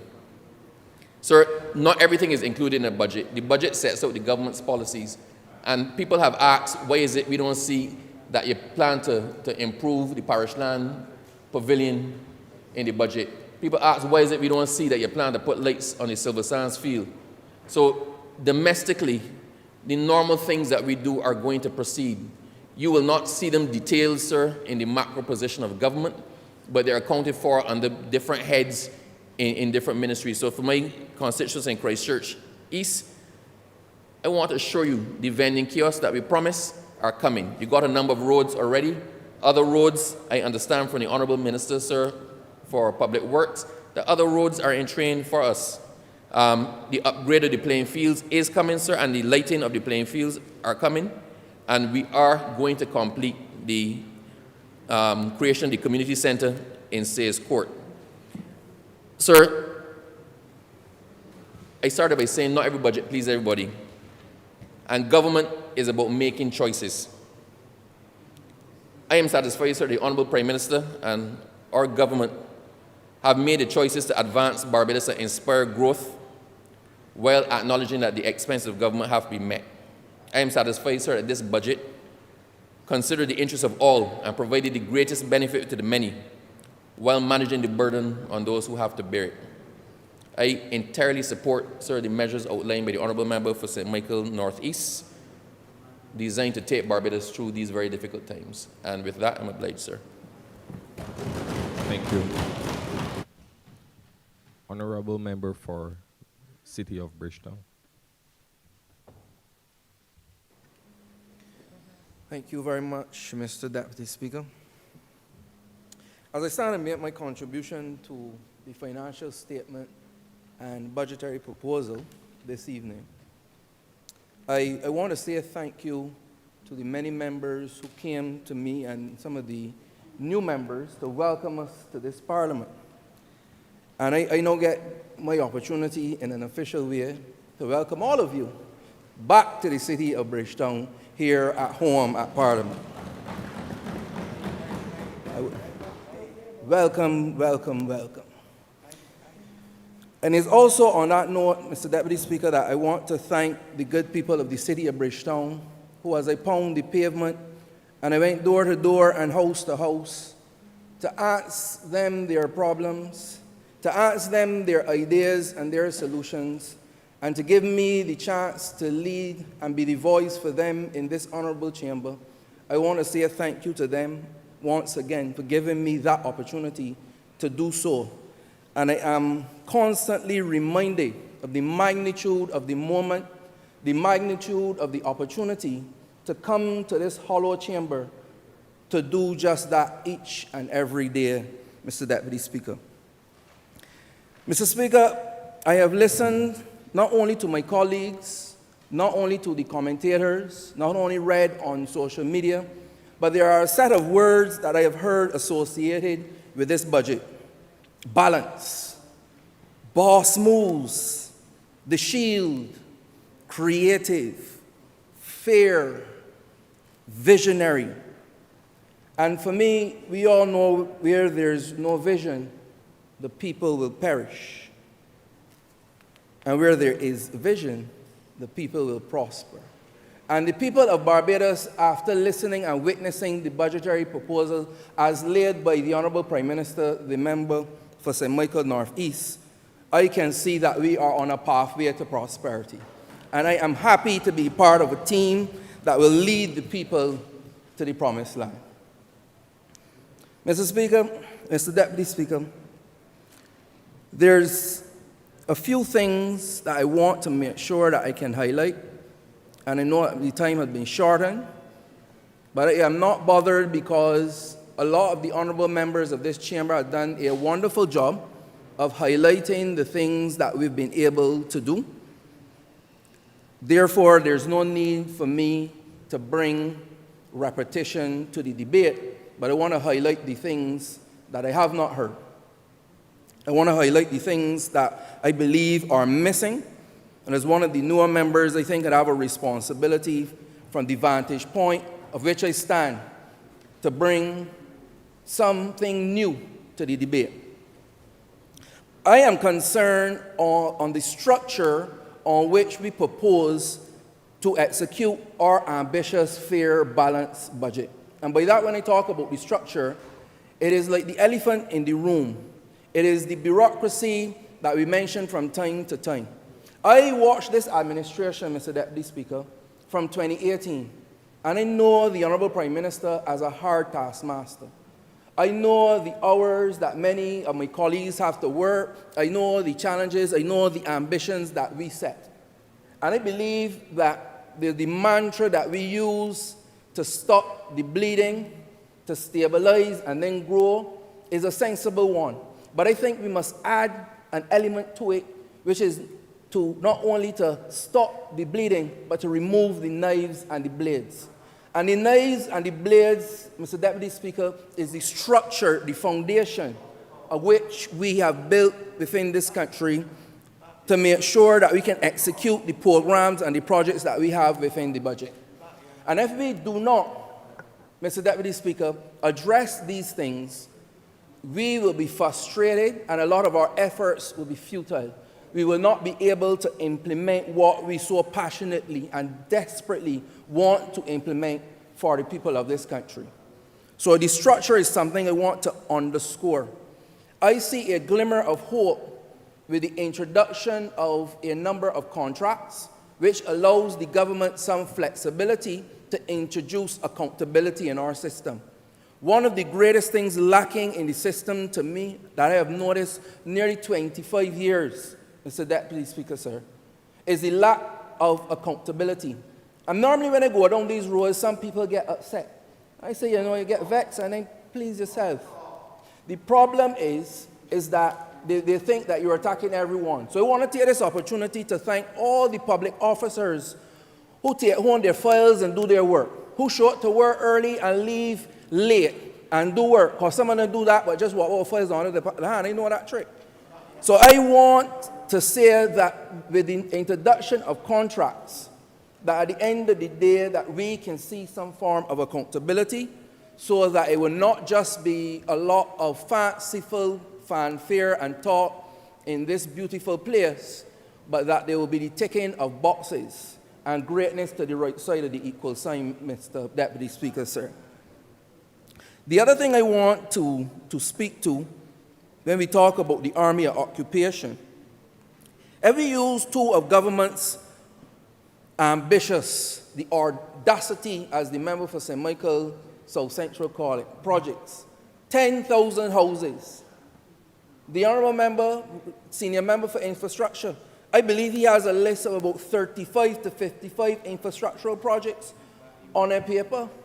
But we all know the history of town and country planning. We all know the history of files in this country that go missing. We all know the structure that I am talking about. And I need these 10,000 houses because I was looking through some old newspapers, Mr. Deputy Speaker. And I was saying to myself, the talk about getting these houses in Greenfield and Cat's Castle was going on for so long, about 20 years. But I found articles from 1973. The former member, Lionel Craig, permission to call his name, sir, talking about getting the housing right in the city of Bridgetown. So, Mr. Speaker, sir, if we are built on a superstructure, an army of occupation, and we cannot clear the piping, of which is clogged, to get the progress, we are going to be frustrated. And we may be punished too, because to whom much is expected and much is given, you know the story how it goes. When the bell ring, some will be found weeping and there will be gnashing of teeth. So I am pleading with my colleagues to understand the importance of ensuring that we look at that structure in order to get these things done. For me, I know that where there is a will, there is a way. And if we don't find a way, I will have to write my political will. So as why I am imploring my colleagues to ensure that we get the business of the people done. Done with that.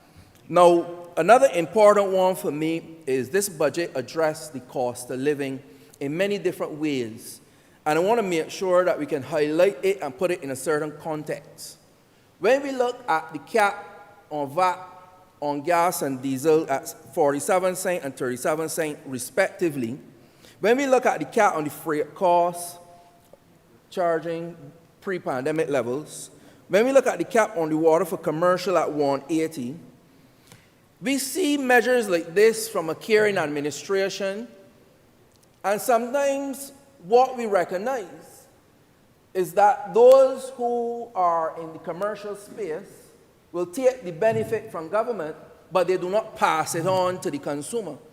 So the honourable member for St. James Central, I believe it is, has a responsibility to the people of Barbados to make sure that the persons who are selling, we make sure that the retail agencies and the wholesalers in this country pass on the benefits and ensure that we get the lower cost of living.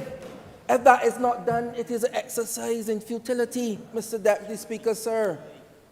Those are my concerns. But I am excited about the renewable energy programs of this administration, the electric vehicle initiative. All of those also can bring significant savings, not only to our pockets, but to our environment. And that is why it is something that should be highly commended. The initiative on the generators that the former member just spoke about too. These are things you have to ensure you know before the high winds come. Because as a country located where we are located, yes, we have been blessed and fortunate for many years. But when you pass, you miss you, as the old people will say. So these are initiatives that I am asking Barbadians to pay attention, to stay plugged in, to be part of the decision-making and the policies and programs of this country. And I actually want to locate and spend some time there speaking through you, Mr. Deputy Speaker, to the citizens of this country. And that is, I believe that we have to find mechanisms to ensure that the citizens of this country are plugged into what is going on here, and that we are plugged into what is going on with the citizens of the country. Citizens of this country should be able to help make policy. And I'm not talking by an email that fills up quickly, but we have to find apps, mechanisms, some way that they can communicate with us and that it directly informs our policies, our programs, and our projects. That's right. It is fundamental, it is important. Because we may have these things here, and what usually happens, we have a lot of fancy things, a lot in the different files. People don't know, people don't take advantage of them. So we have to ensure that the citizens remain plugged in to us and that we remain plugged in to them. So that is something that I want to underscore as well. For me, sir, I want to lay out a vision for my people of the city of Bridgetown, and for my people of Barbados. Now, before, I believe this was around 2004, 5, 6, where we talked about a Ministry of Social Transformation. We had the audacity and we had the confidence to talk about the eradication of poverty. The eradication of poverty. But we lost that confidence somewhere because we then went to the alleviation of poverty, because it seems like we don't have the confidence in ourselves that we can eradicate poverty in Barbados by 2030. I am here to say to my colleagues that that is the direction that we should go. By 2030, we should say that we can eradicate poverty, homelessness, hunger, and pit toilets in this country once and for all. We can do it. I know, Mr. Speaker, that we can do it. Back your hand. Now, why I know we can do this is because we've gone through the hardest times and the hottest fires, and yet we've achieved the greatest achievements. So therefore, with the next coming term, fingers crossed, toes crossed, wood knocked on, that we may not have the challenges that we've seen for the last 2 years. It is very imaginable, it is very practical, it is very attainable to say that this is the direction that we can go and these are the things that we can attain. Because I am very impressed with the administration and its ability to achieve some philosophical things, some tangible things, some intangible things. What's been done with Nelson and the Republic and all these things that I came up as a very little boy in this country hearing about and never seeing the type of movement and wondering if politicians and politics was just about the talk and the hearing of their mouths. But I've watched an administration in short 3.5 years come to a space and be able to tick every single one of these boxes, while at the same time recovering and managing from one of the worst economic stands that we would have had in 2018, and then some of the worst events leading up after that, and still in a position to achieve achievement after achievement after achievement, run after run, hit after hit. Mr. Deputy Speaker, sir, these are things that we must not take lightly. And this government is not a government that you will see sitting on its laurels. This government is not a government that you will see just even taking a minute to take in these things. The certificate of card, all the different things that we've been able to do. They just come par for the course. These are things that this government must understand. We must take pride in our achievements, but we must look at the day-to-day bread and butter issues that we can also put in our achievement list to ensure the best lives for Barbadians. For me, I have a vision of Barbados where we not only talk about giving a man a fish, and we feel good to know where we give him a fishing rod. But I think that we've come to the stage in our lives where Barbados can be seen as the greatest small island state in the world, and that we can give the people a boat now, and that we can give them vessels now, that we can make the best of our blue economy and understand that our mass around us is greater to our mass within us. And that we, 400 times I am told, by voices emanating, Mr. Deputy Speaker, sir. But it is okay to say that, but it is how now we implement and ensure that we've gone from the stage of the fish, we've gone from the stage of a fishing rod, which gives us a fish every day. We've gone from the stage of a boat to we've gone to the part where we have vessels and we have wealth creation and we can all live. We can all not just survive, but we can all thrive. That is the direction that I see. That is the vision that I see for my people, the people of Barbados. Mr. Speaker, sir, Mr. Deputy Speaker,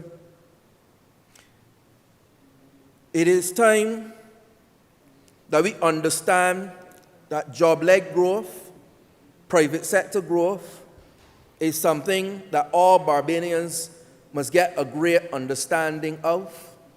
And when we talk about poverty, that poverty is not about money. It's not just about money. It is about a mindset. And the financial literacy that was discussed in this chamber, and the way, as I say, that we need our people to educate themselves about what it is to live, what it is to thrive. Because many of them live in hardship, they're born in hardship, and they die in hardship, and they don't know anything else. It is time that as we lead them from in this chamber, that every man, every woman, every boy, and every little girl in this country can know what it is to go to school and have what they need to learn. That they can go to bed and don't have to go to bed hungry. And that people can have what they need in this country. I see this as the theme of the times to deliver that. And Mr. Speaker, sir, I will end where I start. Where there is no vision, the people will perish. Where there is vision, the people will prosper. I commend the digital revolution, the training revolution, the energy revolution, and I commend this financial statement and budgetary proposal to this House. Mr. Deputy Speaker, I am obliged to you. Outside.